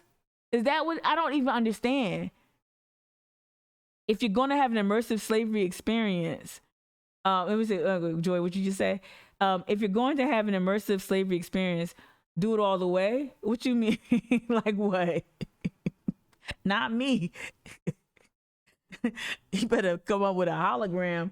I don't know. You gotta clarify that. Wait, L2J. You better immerse yourself into some Dr. Kimberly Crenshaw. You better immerse your ass in some Ida B. Wells. You better read a book by a Black woman. Like I don't understand why you like. This is crazy. My trauma is not your fucking. It's not medieval times. Like, what the fuck? Oh, you stupid. It's not medieval times. Like, please stop. Shout out to people who went to who know what I'm talking about. Who went to medieval times? Anybody went to that? El Kuj, you said you went to a discussion about 3 years ago. Slave Dwelling Project was there among 3 speakers. Convo about monuments coming down. A rep from that group pushed back against needing to. Right. Yeah. Actually, and I mean, it is what it is. She said it. Oh no, I'm not gonna say it. But there's a local black leader who's also in favor of the monument staying up because they said that it would erase history if they came down. I thought that was a really interesting take from a black person, a black leader of an institution. A historical black institution here, and why I vehemently disagree. There's something interesting about, and this is where I'm talking to black people. White folks, just sit this out real quick. I'm talking to they don't want to know how horrible it is. Yeah, if they're gonna do I should come up with my own version of not the opposite of Slave Dwelling Project, the Slave Masters Project. Where all I do is recruit white, like I don't even want to do that. I'm just joking. That'd be just as bad. But where white people just act like will reenact the viciousness that they visited upon black families and black people. Do that one. Do the Slave Masters Project, where you see how vicious and violent the tools they use for torture. You know how they would rape and father and impregnate black women. Right, and then sell their children into slavery somewhere where they can't find them. How black mothers were cutting off earlobes and pinky nails and pinky tips so they could one day maybe find their children if they were sold off. They would mark their child in a way so they can distinguish them if they ever saw them again. Do that, reenact that, reenact that. Stupid ass. Some stuff just is ridiculous. And people just, it's very popular. Yeah. There's what I was trying to say, I'm talking to black people. There's a segment of our population that loves being tokenized and doesn't mind performing this type of trauma for white audiences. And I don't know why you would want to perform this type of trauma for white audiences. I don't know, like, how you don't feel that as demoralizing, as dehumanizing to perform your oppression for white audience for their entertainment, because I guarantee you they're not leaving there and unpacking anything, right? Justin, you just said yes, you think white people really do not know or want to know the horror of these labor camps. Thank you, this Justin. Combination of curated history taught in schools, lies told at home, and not wanting to know. Yep. No, you did good. You did good. You did good. So just seeing again, reason why I posted this is a nonprofit just doing like some fuckery, posting images without context. A lot of people like it. And this too, you know what this also does? It makes slavery it simplifies the practice that is the enslavement of Africans for the express purpose of exploiting them for labor, for sex, and other things, right? It simplifies it. It just puts it as like in that white savior parody. It puts it as it places it as, oh, these evil things of the past did this, and these black people were perfect victims, right? And that's why that's why the historic Charleston Foundation is not bringing in those reenactors from like New Orleans, from Louisiana, the reenactors that reenacted like various slave rebellions. There's a reason why they're not tapping that troop that's running through the city with axes and shit. They ain't bringing that to the peninsula no time soon. They ain't bringing that Turner story to the peninsula no time soon. They're not bringing it. They're not doing it, right? There's a reason why this is tolerated. There's a reason why the neo-Confederates can go out there and bring a life-size, some kind of doll they had out on the truck dressed in Confederate garb. There's a reason why that shit is not policed and not prohibited. And this is celebrated and tickets are sold to this. There's a reason why that can exist, but they're not reenacting slave revolts. And they're not celebrating black fugitivity and black maroonage. They're not celebrating that. They'll tell you that Caw was an old rice plantation, but they don't tell you about how black folks escaped slavery, escaped enslavement to find refuge in a goddamn swamp. That's how horrible slavery was. You living in a damn swamp. Now, it's way more complex, but it's still living in a swamp. You feel me? Fletcher, what you saying? Trauma is the currency in exchange for access. It looked like a sex doll, D. That's what that who put that there? Tracy on Facebook. I literally laughed, like I choked on my tongue laughing. They had a Confederate doll on one of the trucks out there on the battery, and I'm like, it looked like a sex doll. It looked crazy. It looked crazy. There's one more video I wanted to play for y'all. Cause at the root of all of it is white saviorism. We already watched the whole White Savior, the movie trailer. Tonight I saved your ass, so show a little appreciation maybe. Green Book, y'all In June 2020, while all eyes were on the movement for Black lives following the police killings of George Floyd, Breonna Taylor, and others, this particular historical conjuncture holds possibilities for change that we've never before experienced in this country. The Help, a story about a white woman writing a book to confront racism, became one of the most streamed movies on Netflix, even reaching #1 in the U.S. You is kind, you is smart, you is important. The 2011 film's resurgence in popularity was met with a strong backlash because The Help is widely considered a white savior narrative. In other words, a story about people of color that centers on the benevolent actions of a white character. Any civil rights movie, there's two heroes. There's the black hero and the white person that's equally as important. Looking at the white savior character on screen over the decades, we can see a common profile. They're a strong-willed, often optimistic non-traditionalist who courageously risks being ostracized by their more prejudiced community in order to help a person of color. Believe it or not, there are real racists in this town. If the wrong person caught you with anything like that, you'd be in serious trouble. They frequently star in a period piece, where this character appears ahead of the curve and stands in contrast to blatantly racist peers in their era. You really think you can keep 700 Union soldiers without proper shoes because you think it's funny? The white savior tends to be the main focus of their story. So while movies featuring this character may eloquently advocate for unity and fairness, they can also end up sidelining the Black and POC characters. But you cannot hold Carl Lee Haley responsible for my shortcomings. Perhaps most jarringly, the white savior features in feel-good movies with happy endings, Just thought our kids could play together. which almost comfort viewers with a false sense that the ongoing, complex problem of racism is essentially solved by the end of a 2-hour movie. Oh, come on, make some room, get this man a plate. As well-intentioned as many of them may be, the sheer ubiquity of these narratives, which are overwhelmingly created by white writers and directors and frequently recognized by awards, detracts from other stories grounded in Black perspectives and their first-hand experience of racism. I'd like to write something from the point of view of the Help. So what makes this trope so persistent? Here's our take on the dangers of the white savior trope and how we can shift our narratives and conversations to become more anti-racist ourselves. And so this is 20 minutes, but I wanted to just kind of play that as a way to prompt questions about, even though this is talking about in movies, it's illustrative of the practices that are pervasive through the nonprofit industrial complex here in Charleston. And so you just saw it, right? Black people are secondary characters in their own narratives. Black people need white allyship in order to prosper, succeed.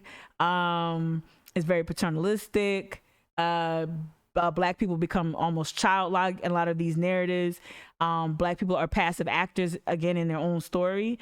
And that's what I want you to think critically of in terms of philanthropy here in Charleston. There was something else that I discussed while I was at the Giving Project. I used this article about Jim Crow philanthropy. So it's about, like, the other thing I would like to kind of leave people with is like, okay, so Mika, well, that all that stuff is bad, man. I gotta think about all this stuff, man. I can't just give. I can't just like who I like. You like whoever you want. You give whatever you want. I ain't telling you not to. What I'm trying to tell you to do is just think about it a little bit closer. Think about it a little bit more. And also, I want you to tap into, well, there were like kind of dope. There are kind of dope, like philanthropic efforts being launched, and have been. There's like a tradition, a history of Black philanthropy that exists that largely goes unrecognized, right? So like when I talk about, where you at New York Times?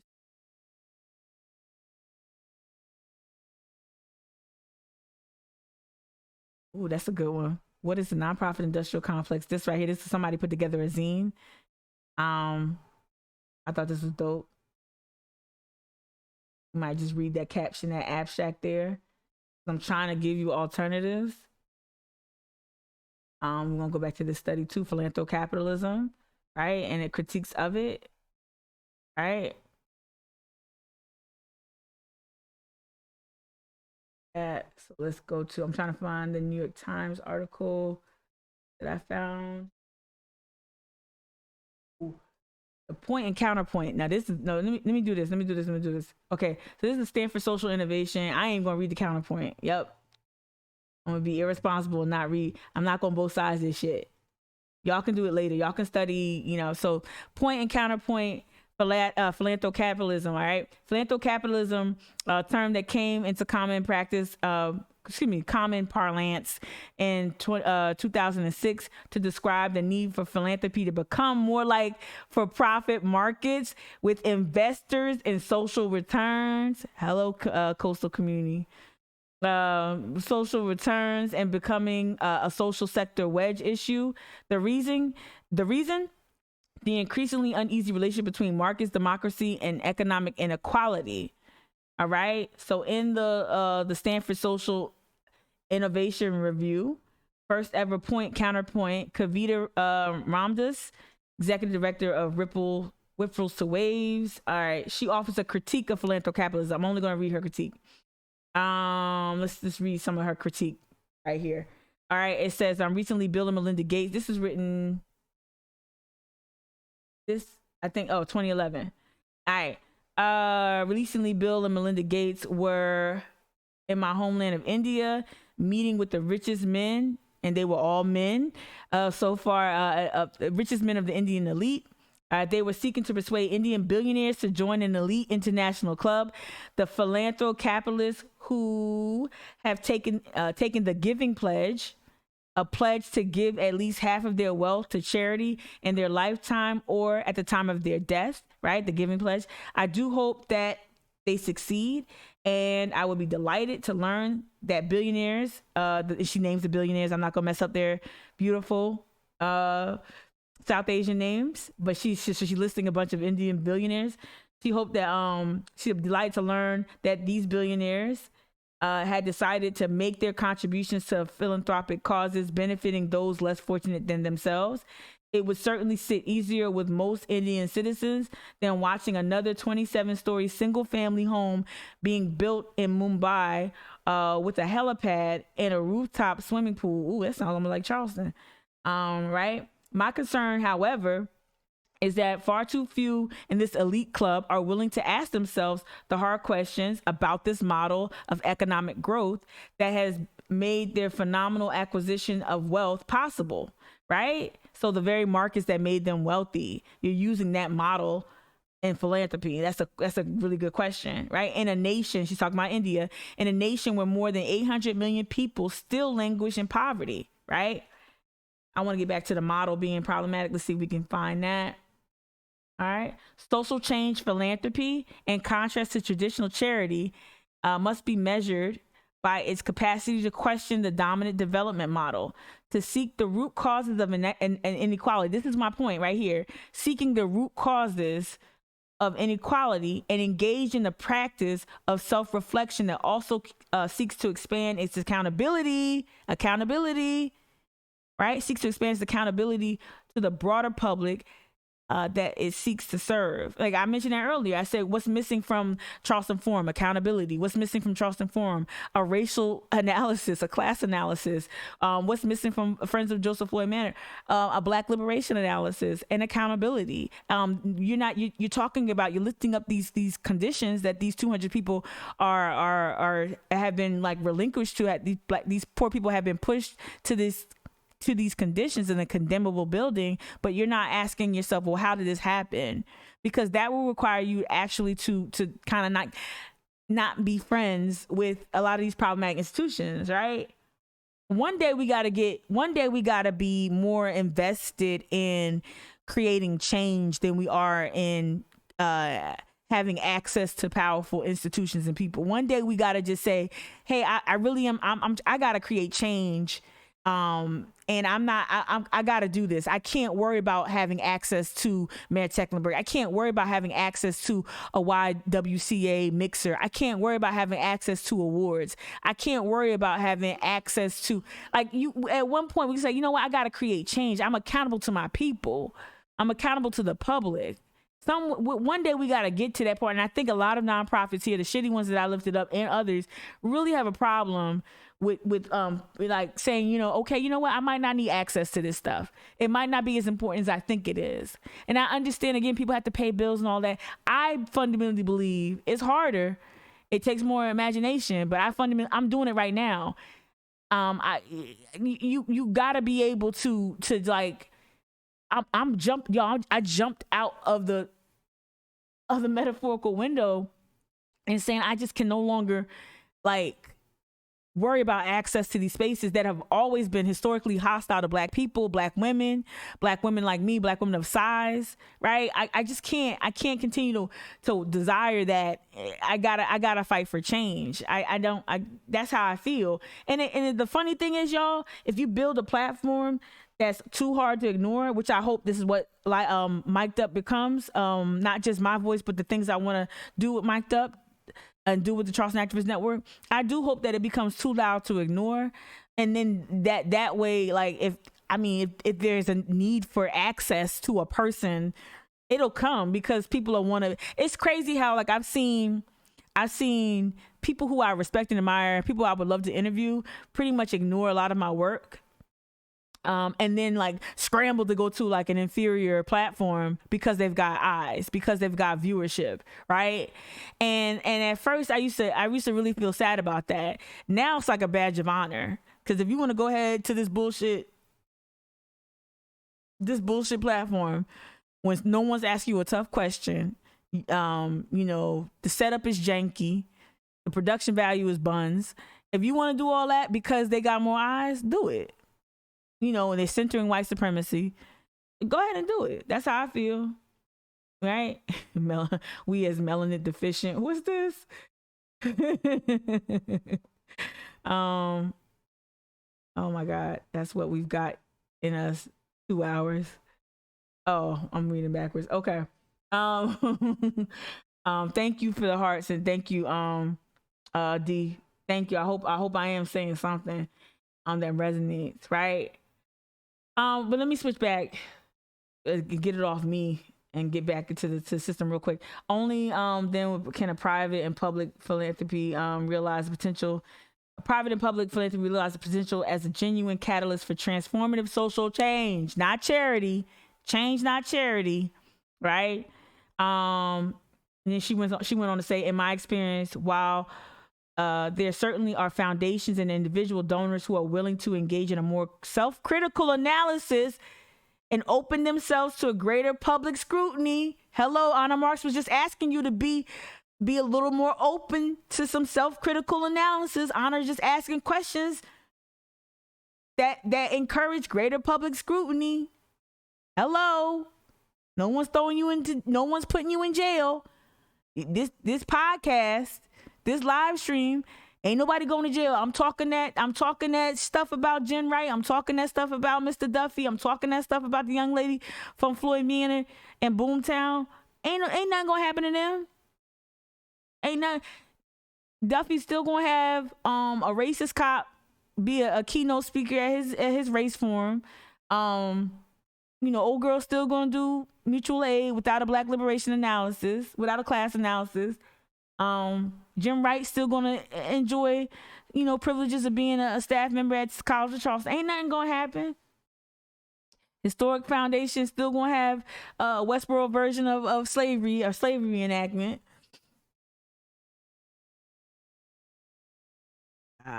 I would run around here with an axe trying to be like Nat Turner or the Stoner Rebellion, but I know I'd probably get shot, even if it was a fake axe. I would run around here, talk about rebellion, but I'd get shot. It's not funny. It's not funny, but I can just imagine me like a troop of black people running and trying to reenact the Stoner Rebellion. It wouldn't end well. It wouldn't end well. All right, greater public scrutiny, right? Okay, let me read it again because again, these are bars. These are fire bars, right? In my experience, while there are certainly foundations and individual donors who are willing to engage in a more self-critical analysis and open themselves to greater public scrutiny, the dominant form of global philanthrocapitalism is too deeply embedded in the current economic and political status quo of global capitalism to make investments that might really rock the boat. Really rock that motherfucker, right? We gonna make some motherfuckers seasick. If your nonprofit ain't making nobody seasick, what's that stuff you take if you seasick? What is it? It's not Dramamine, is it? What's that pill you take? I don't get seasick. What's that you take? Is it Dramamine? If your nonprofit ain't doing that. All right. At the same time, much to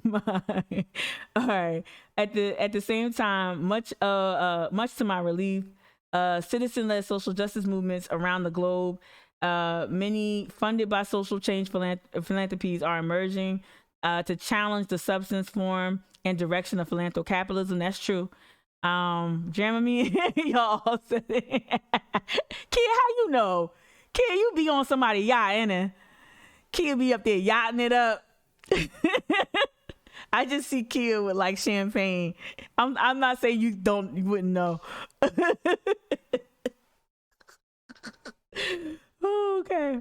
All right. Let's read a little bit more. Critics of philanthrocapitalism are not really against the use of those funds for social good as much as they are opposed to policy. Okay. Right? Like seriously. Like, I don't know how to say this. I don't want to misrepresent it wrong. I don't want to say something stupid. That's not well thought out. But like the funding is needed. Funding at any cost can't be the way we go about it. Funding is needed.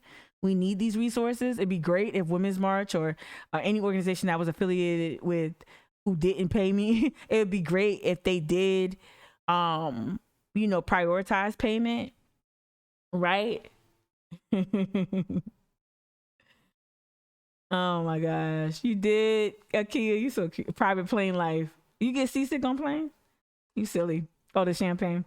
The funding is needed, right? And let me read. I think this is saying what I'm trying to say. Critics of philanthrocapitalism are not really against the use of those funds for social good as much as they're opposed to the policymaking and agenda setting powers that tend to accompany this new global elite. And then that's the other thing, right? What's the old saying? Like when older mamas or aunties would tell the younger daughters or girls in the family about like when they go out, when they start dating a young man, he pay you owe. That's how I kind of feel. Like when somebody gives you some money, you gonna pay for it somehow, right? He pay you owe. And that's how I feel with some of these funders. They don't just say, hey, here's $1 million. Here's $5 million. Do it. Go wild. Rock the boat. No, here's $5 million. Let's talk about what we could be doing in the next 5 years. Yeah. It comes with conditions, terms, and all of that, right? Right? And so it's the policy making and the agenda setting that tends to accompany this new global elite. Okay, let me keep reading. Some like Robin Rogers, a sociologist at Queens College, argue that the super elite should not be the key decision makers in philanthropy. Absolutely. And that's what they become when they feel entitled, right? We talked about that with white female aggression clip. They feel entitled to these space, and that's an element of it, even though we weren't talking about wealth and money. But sometimes, like when like those aggressive white women pay for a ticket or something, they feel like that entitles them to like concierge service or some shit, right? It's crazy though. Like as soon as you challenge, like with the, like I just crazy. Like how I would never in my 40 years on this planet, I would never write an adult, any adult, regardless of gender, race, ethnicity. I would never, if I thought an adult said something about me on social media, I would never like write an email like Jen Wright. I'm just thinking random thoughts about like that entitlement thing. Like she really thought she was an authority figure. And she really said I was bullying her. Like, that's crazy. And I'm bringing that up because people of influence and privilege, when people who enjoy privilege and whatnot, I think they have an inflated sense of like, just an inflated sense of self. I don't know how to say that. Oh, wow, it's almost 11 o'clock. Shit. Right? Yeah. Key, you says, but no, for real, this is super eye-opening. I'm Key, for real, I know I kiki a lot with you, but I really do hope, for real, I'm really happy to read that. I really do hope that it's just about looking at these things differently and like y'all, for those who don't know, because most of y'all do. I know I went on a Jim Wright thing. I just never forget that shit. But most of y'all know this. Like this type of critique, these conversations are happening all over the world, and they for some reason Charleston doesn't platform these issues. I know people are talking about it here. I refuse to believe I'm the only one talking about it here. We got a whole ass college campus right down the way, right down the road a bit, right? Like I refuse to think that there aren't professors out here talking, but we have to start making this a more commonplace conversation. But we are talking, when we're talking about like all philanthropy ain't good philanthropy, right? All good ain't good. If that makes any sense, all good is not good. Yo, check this out. This is, again, they do both sidesism, which is important. You have to read the opposition because you have to know what you're opposing. I'm not reading it on this podcast, on this live stream, but if you can, this is the counterpart, right? Counterpoint. False dichotomies. I'm not really interested in that though. But I invite you to go to this. This is Stanford Social Innovation Review point. Talk a critique of philanthrocapitalism, and I think it's Kavita. I really like her framing of the issue, and I think she's fair. I think she acknowledges, a lot of different aspects of this work and of philanthrocapitalism, but it's definitely an indictment. This is just a zine by somebody I just found. I don't know anything about this, but it says this introductory zine. Y'all, I'm about to start a zine for real. It's gonna look like Aaron's though, the one that we looked at for police surveillance and counter surveillance. It's gonna look like that. It's gonna look fly. All right, I think I'm gonna do it for Patreon and Twitch subbies. I think I'm gonna do it like that. Only y'all get it. All right, this introductory zine explains the nonprofit industrial complex and how it functions to limit radical movements. And that's the other part. To Chris Tittle when he was here, I don't know if he's still here, but like Chris point, like we know that they water down movements, right? They neutralize movements, right? So the nonprofit industrial complex and how it functions to limit radical movements. It draws heavily on the book, The Revolution Will Not Be Funded. Please get that book, y'all. All right, presents examples of this work on an international and national level. This particular zine isn't the most nuanced argument, but it's helpful. I love all these makers of zines, my friends included, always downplay like the work. Just let it stand on its own. Like not downplay, but like conditions it. It's dope. It's dope. It's a dope contribution. All right, and then they included this excerpt.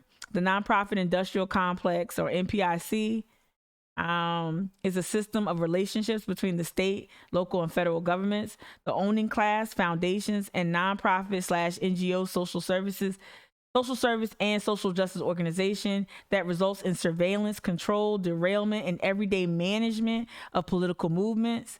The state uses nonprofits to monitor and control social justice movements, divert public monies into private hands through foundations. Hello. All right, manage and control dissent in order to make the world safe for capitalism. Redirect activist energies into career-based, that part. That's why I'm here live streaming with my activist message, my activist rhetoric. Redirect activist energies into career-based modes of organizing instead of mass-based organizing, capable of actually transforming society. Allow corporations to master exploitative and colonial work practices through philanthropic work. Encourage social movements to model themselves after capitalist structures rather than change them. Ow. Download. I want the zine. I need to donate. I hope it's not buggy.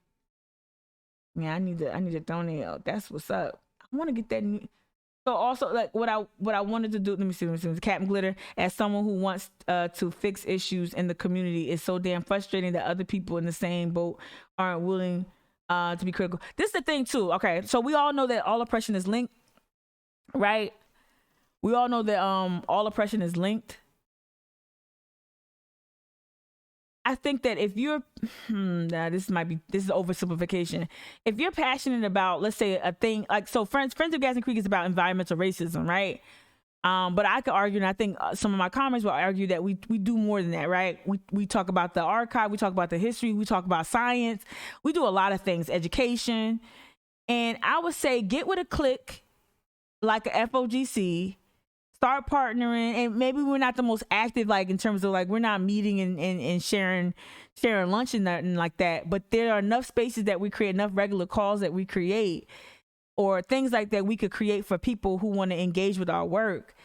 But granted, we try to be insular a little bit and keep things, kind of not contained, but we want to protect a lot of the things that the high level organizing that we do that can't just be opened up to the public. But there are things and ways to engage with us, I think, will help start that. I think if Friends of Gas and Creek got the support of that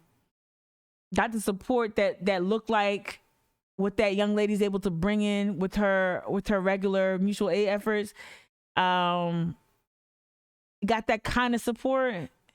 I don't know what I'm saying, but it's frustrating. But get with FOGC. Also, let me see what they are. They probably think I'm doing it on purpose. I'm not. Y'all already know like how my brain works. That if I don't say, y'all know how my brain works. Here we go.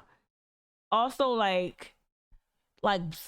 Follow some Black-led shit that's not like so support Low Country Action Committee, right? They're really grassroots. They're really they have a Black liberation analysis. They're really thorough, right? And it's not this, that's the thing. I think a lot of people are drawn to sexy work, right? I think a lot of people are drawn to there's a lot of work that's being done very quietly that's just as important. And we got to get over that too, like that thing too. Like everything we do ain't really for the gram. That I don't know if that's a new fucking phenomenon. I doubt it, because there's been mission pictures forever. But like we got to get over that thing where people have to see it for it to be real. You know it's real when you engage in it. I mean, sometimes the activism is conversations on a live stream. Sometimes the activism is actually mobilizing communities, right?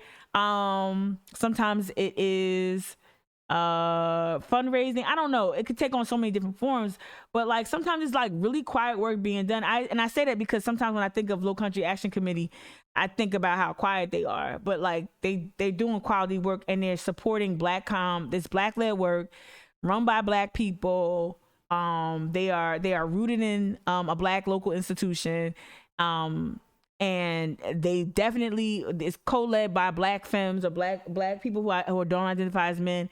And so like, it's important to support quiet work too. So Low Country Action Committee, I think that's important work to support. So if you're getting frustrated, Cap, I'm glad I said all that. If you're getting frustrated, just get with the cliques you know ain't problematic for now, and then you'll figure it out later. You'll figure it out later. All right, last thing, and I'm gonna bounce because I really didn't realize. Ooh, for people who was like waiting for me to drop the bomb, because I know some people tune in to see the tea, they hear the tea. Ooh, this was cute. This was just a Google search. Other stuff was research. This was a Google search. This was just a Google search. This and the zine were just like random ass Google searches that I just took my time, right? Oh, the zine. It's super dope. Y'all, I'm starting a zine. You don't understand. I'm excited. It's gonna be real dope. The way I did my slides for Cypress, y'all gonna love my zines. Once a month for my subbies and my Patreon people. Bear with me. Don't unsubscribe from Patreon. Just go down. Just go down a level. All right, this right here was cute. I like this. This is cute. I don't know nothing about this website, but she cute or whatever. Nonprofit Industrial Complex 101. A primer on how it upholds inequity and flattens resistance. Yay! I can't wait till my buttons work so I can do applause. Right? You want to draw for my zine? Please draw for my zine. Please do it. Like, you could just do like one image, like thing. Like I can put it, cause I imagine like collages of things I want to incorporate, images and whatnot. Love it. Where is the zine? I can send it to you. It was part of that article that I read from the zine. I got you. Flora and fauna. All right, so I'm gonna read this. Again, don't know nothing about nothing, but it's a Portland-based artist. I don't know if Chris is still watching. I wonder if Chris knows him. All right. All right, it says, imagine to imagine new worlds, we need words that reflect our current one. Audre Lorde tells us the master's tools will never dismantle the master's house. And I think this is why there is such proliferation of new language on the left. All right. We are describing forces we have purposely been given no words to describe.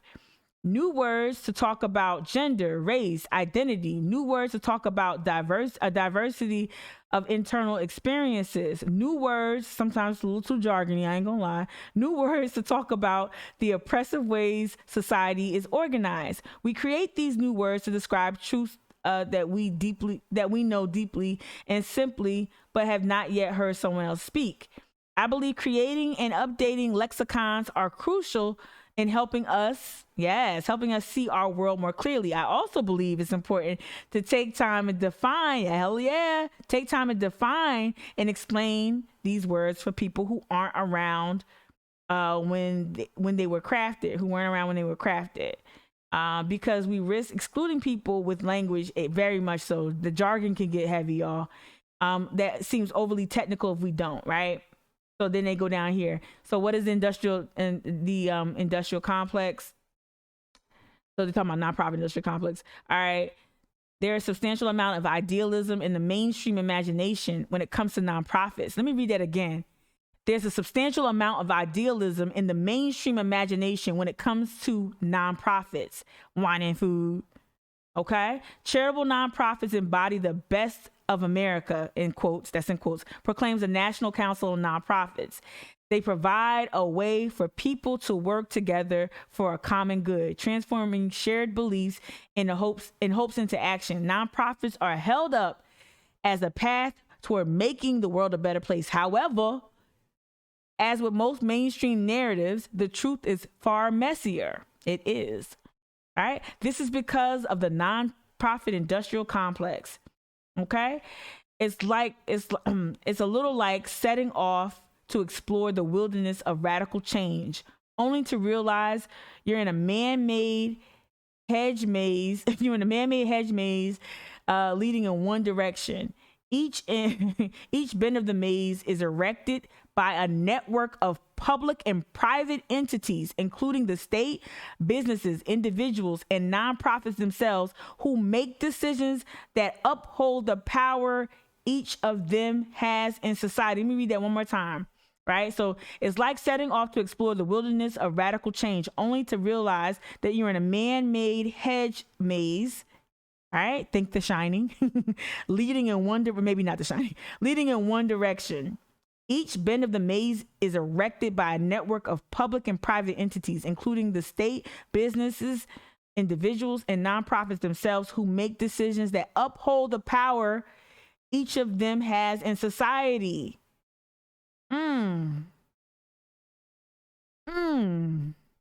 This was cute, y'all. I mean that usually when I say cute, I'm being mean.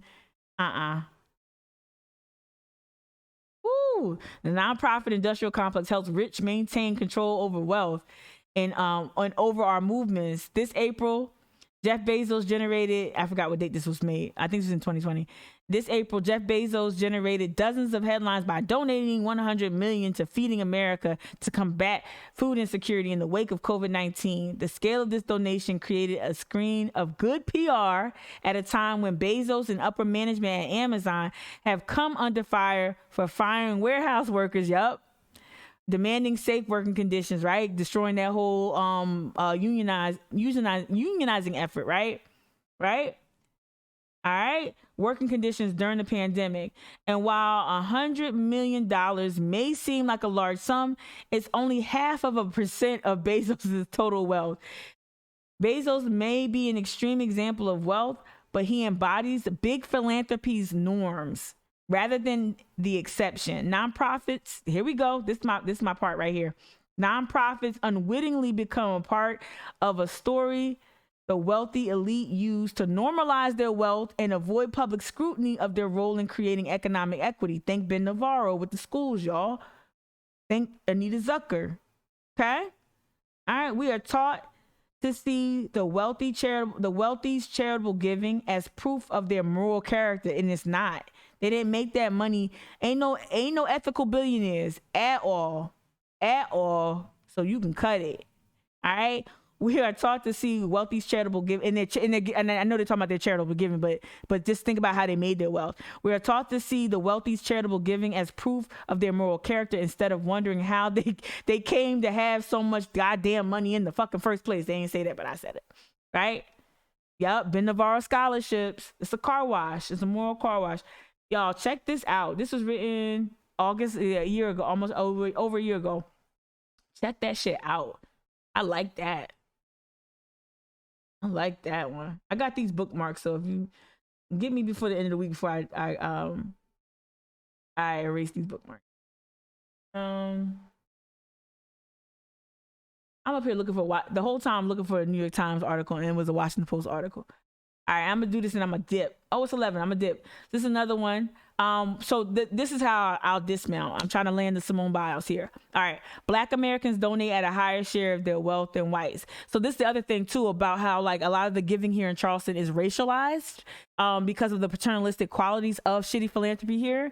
It tends to kind of always position Black people in a place of need when we know, especially if you grew up in a Black church like me. I grew up in a Black church in New Jersey predominantly, but then of course while I was here in high school 3 years, I attended and led and taught Sunday school in a Southern Black church. And what I've learned from having 2 Black Southern Baptist parents, I learned that Black ain't no givers like Black people, especially if it's church related. And not just in church, even like secular family members or people that my folks knew outside of the church. I've seen Black communities come together. We've seen it here. Back to Friends of Gadsden Creek, how Black people advocated for themselves after sustaining so much damage due to 2 tornadoes ripping through Charleston. Black people got together. They rebuilt homes with their own hands. They had fundraisers. They had fairs. They invited their white neighbors to come to the fair. Come to the fair. We'll feed you. We're going to have skits. We're going to have dances, all of that, right? Because we're trying to raise money to rebuild our homes, right? Black people have always advocated for themselves and created co-ops. research Esau Jenkins and the co-op he created on Johns Island. I reached out to Abe Jenkins about it, but Esau Jenkins created a co-op that is you need to read all the articles on that co-op. But that type of economic, what I want to call that, there's definitely a lot of self-empowerment, right? And there's a charitable element to how Black folks have built systems when they were excluded from, when it was illegal for them to shop someplace. They created their own networks, their own places to shop. When it was illegal for them to give birth to their children in a hospital, they leaned into midwifery and other types of practices, right? Think Maud Collin. So that can be said too with Black people in giving. I think we think that white folks are just the saviors, and it's not that. There's enough. Black folk have always demonstrated an ability to create either participate in charitable giving in a way that could be self-sustaining had it not been for some bullshit. All right, let me just read. You see the headline of the article: Black Americans donate at a higher share of their wealth than whites. All right, despite lower net worth, they have, and this is the thing where I think when I talk about shitty philanthropy in Charleston, this is the thing that is largely ignored. Again, we like to lift up and elevate white saviors and not really acknowledge the giving and the practices that already exist, and we don't learn from those practices. We don't study these traditions, these radical traditions of self-sustaining charity, right? Self-empowerment. Right, cooperative economics, right? We don't talk about that. We only talk about the white saviors coming in to write a check, looking to control populations, to neutralize movements, and to track movements of Black people, Black and poor people, right? Historically. So despite lower net worth, they have a culture of charitable giving. My parents will give tithes, church fairs, whatever it is. I've seen it firsthand growing up. All right, there are philanthropists investing in their communities. So anyway, that's worth a read as well. This was written December 2020. All right. Yep, Black church. Start with a Black church. Absolutely. All right, I'm gonna leave it there. This was real. I told you it was gonna be a husky live stream. It was. I know I went through things fast. But hopefully some things landed. Let me read, Nicole, little mama, you said my dad is an underwriter for a bank, and he says that the rich literally donate nothing to charity. They don't. I've heard that from so many banking people, little mama, so many people in banking, locally and in other places, right? He sees everyone's tax returns, right? And they don't give nothing, right? And Joy, you said stories raise money for charity. And it feels easy and good. Absolutely. Especially those really problematic narratives around Black people and racialized poverty, right? Right. Story raise money for charity and it feels easy and good. But it is only used as a tax deduction. Hello. Yeah. Tax deduction given. Give on your own instead. That's the other thing too. Give without trying to look for a tax exemption. Give without trying to get that receipt. And see how that feels. Do you really need that tax deduction? Can you just give to an unincorporated organization? Or do you need that tax? You need that, right? That's another thing, too. Joni, you said we can uplift ourselves. Absolutely. B-Man, you said the rich are bad tippers, too. I've heard that a lot. Yeah. I'm glad you were able to catch more of the stream after class. Deluxe version. I did do it. I really lost track of time. I hope it was helpful. I know I was whoosh. And I know some people might thank you for challenging me, little mama. Thank you for dropping what you dropped in the chat. You could always kind of disrupt the stream in a way that's going to produce more thought. Especially for the core people who are in here. I turned it on to sub only chat because of the bots, but I really hope, Island Vibes. I really hope that, I really hope people got something out of this, and I hope it sets you on your journey, right? Masterclasses. I'm exhausted. Thank you for the hype train, though. That helped. And I'm working on. Can I show y'all? Let me see. Okay, let me change the camera. Thank y'all. Hold on. Let me change the camera. I don't know if I can. Oh, I might have to unplug it.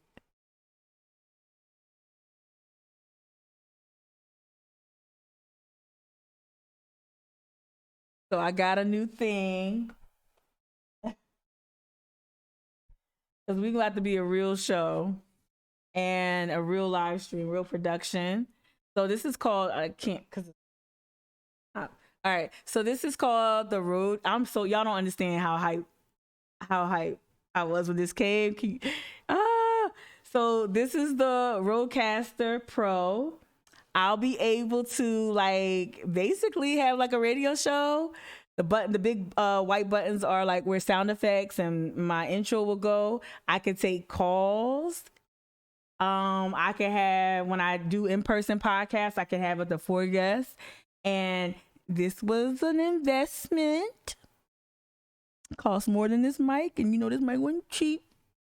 I had to tell y'all that, but I was like, fuck it, put it on the Amex. So, but seriously, I look forward to making this more of a interactive experience. I want trusted core supporters to be able to call in and just like, if you want to just like, so people can hear your voice, if you just want to say something, you don't have to give me a compliment, comment on the story, comment on what we're talking about.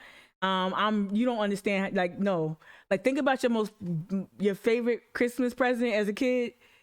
Mine was a Game Boy and PJ Sparkles. Those were the two. And the MC Hammer doll. MC Hammer doll one Christmas, PJ Sparkles, and the Game Boy.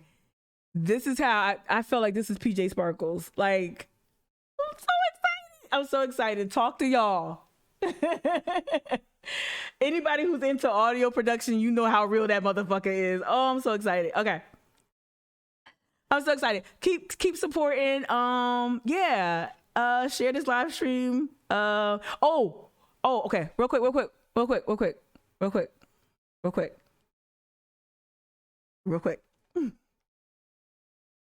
Shout out to the homie Kayla. I left Kayla on red last year. She was helping me with my website. Y'all know my website is, if you ever try to go to Charleston Activist Network, it was Buns. It was buns.com. And so I'm working on, this is what I'm working on. So this is the thing I've always put, so I'm working on, so basically it's almost done, but it's not. Basically I'm trying to create, wow, I'm on there live, look at that, Inception. What I'm trying to do is create a place where you can have access to the live streams, to the podcast. Y'all know an episode went out today, every Monday morning, right? My girl Lexi here. You can see a really old picture of me before I lost my retainer, and I used to wear weaves. When I was a blogger, and you can call me Tamika, it's fine, that's my name. We're gonna change some things, but I'm super grateful to Kayla because I need to get this up and running, given that I'm out here trying to create something that's a media presence. Look at y'all. But here is where, of course, the live stream will be here, but I'm planning, this is YouTube. So these are just 3 YouTube thumbnails, but this is what happens. Okay, let me explain something. When I live stream, I use certain clips. If I post it to YouTube, it'll be like, it might be a copyright thing, and I'll have to trim it out. So you'll never get the full experience. And then on Twitch, the live streams go away after over a week, right? So I'm trying to create a hub where you can access the video, because I download every live stream. So I'm trying to create a hub where you have access to the entire live stream if you ever wanted to go back and revisit one. So that wouldn't be subject to a copyright claim and so on and so forth. And so that's what I'm trying to build out now with this. So you can go to it now. I ain't ashamed. You can go to it now. My Instagram is linked here. We worked on that. So you see the Instagram linked. Ways you can support. Kayla did a great job. I told her I just wanted simple. That's it. Ways to support, sign up for the newsletter. I think that's where it goes. But basically the Twitch, mic'd up the live stream on Twitch is what I'm trying to put on the main page. All right. Aw. Yeah. Thank you for the support. So get in there. I'm showing you this because I want to justify your confidence in me. I want you to know that this ain't just a chick venting every morning at 7:30 to apparently 11:30. This is actually me trying to build out a certain media presence here. I am not a journalist, but there's all kinds of media. And I want to start also centering other voices that I think are important, that are different from mine, but that are very important. And I can't do that without the investment. And I know I'm in them couch cushions. I'm in them couch cushions. Them old, don't judge me. I'm in them old savings. You know, I'm trying to pour in, but I do believe, I feel it in my bones that this will come back. The support will come back. Like what I put in is what I'll get. I really believe that about life. I believe that. I've seen that with y'all and y'all support. So what I pour into this is what I get. And it seems like the more disciplined I've been, the more regimented I've been rewarded by so much support. And I mean the comments. The money is great. The comments, the feedback, the critique, the questions. That's my currency. That's my love language. And so I want to say thank you from a woman who has felt as if I haven't been heard. I felt as if I haven't been heard. I've been silent so many times. It means a lot to know. It's so funny how it's over here on the website. It's so great to finally feel like, okay, this community of other like-minded individuals in Charleston thinking the same thing. All right, I'm gonna stop being mushy. Thank you. Go to charlestonactivist.com. So if you got a problem with the Twitch situation or whatever, you can go to Charleston. I'm looking at it right now. You can go to charlestonactivistnetwork.com while I'm live, and I'm right there. This is so funny. It's so crazy. I'm sorry. All right, take care of yourself. I'll see you tomorrow morning. We're gonna talk about Facebook. And we're going to talk about the school board stuff, the Lindsay Loomis stuff, and that 60 Minutes piece that debuted last night, the Facebook whistleblower. Watch it if you can. We're going to watch it here anyway. All right? Take care. I love y'all. Bye.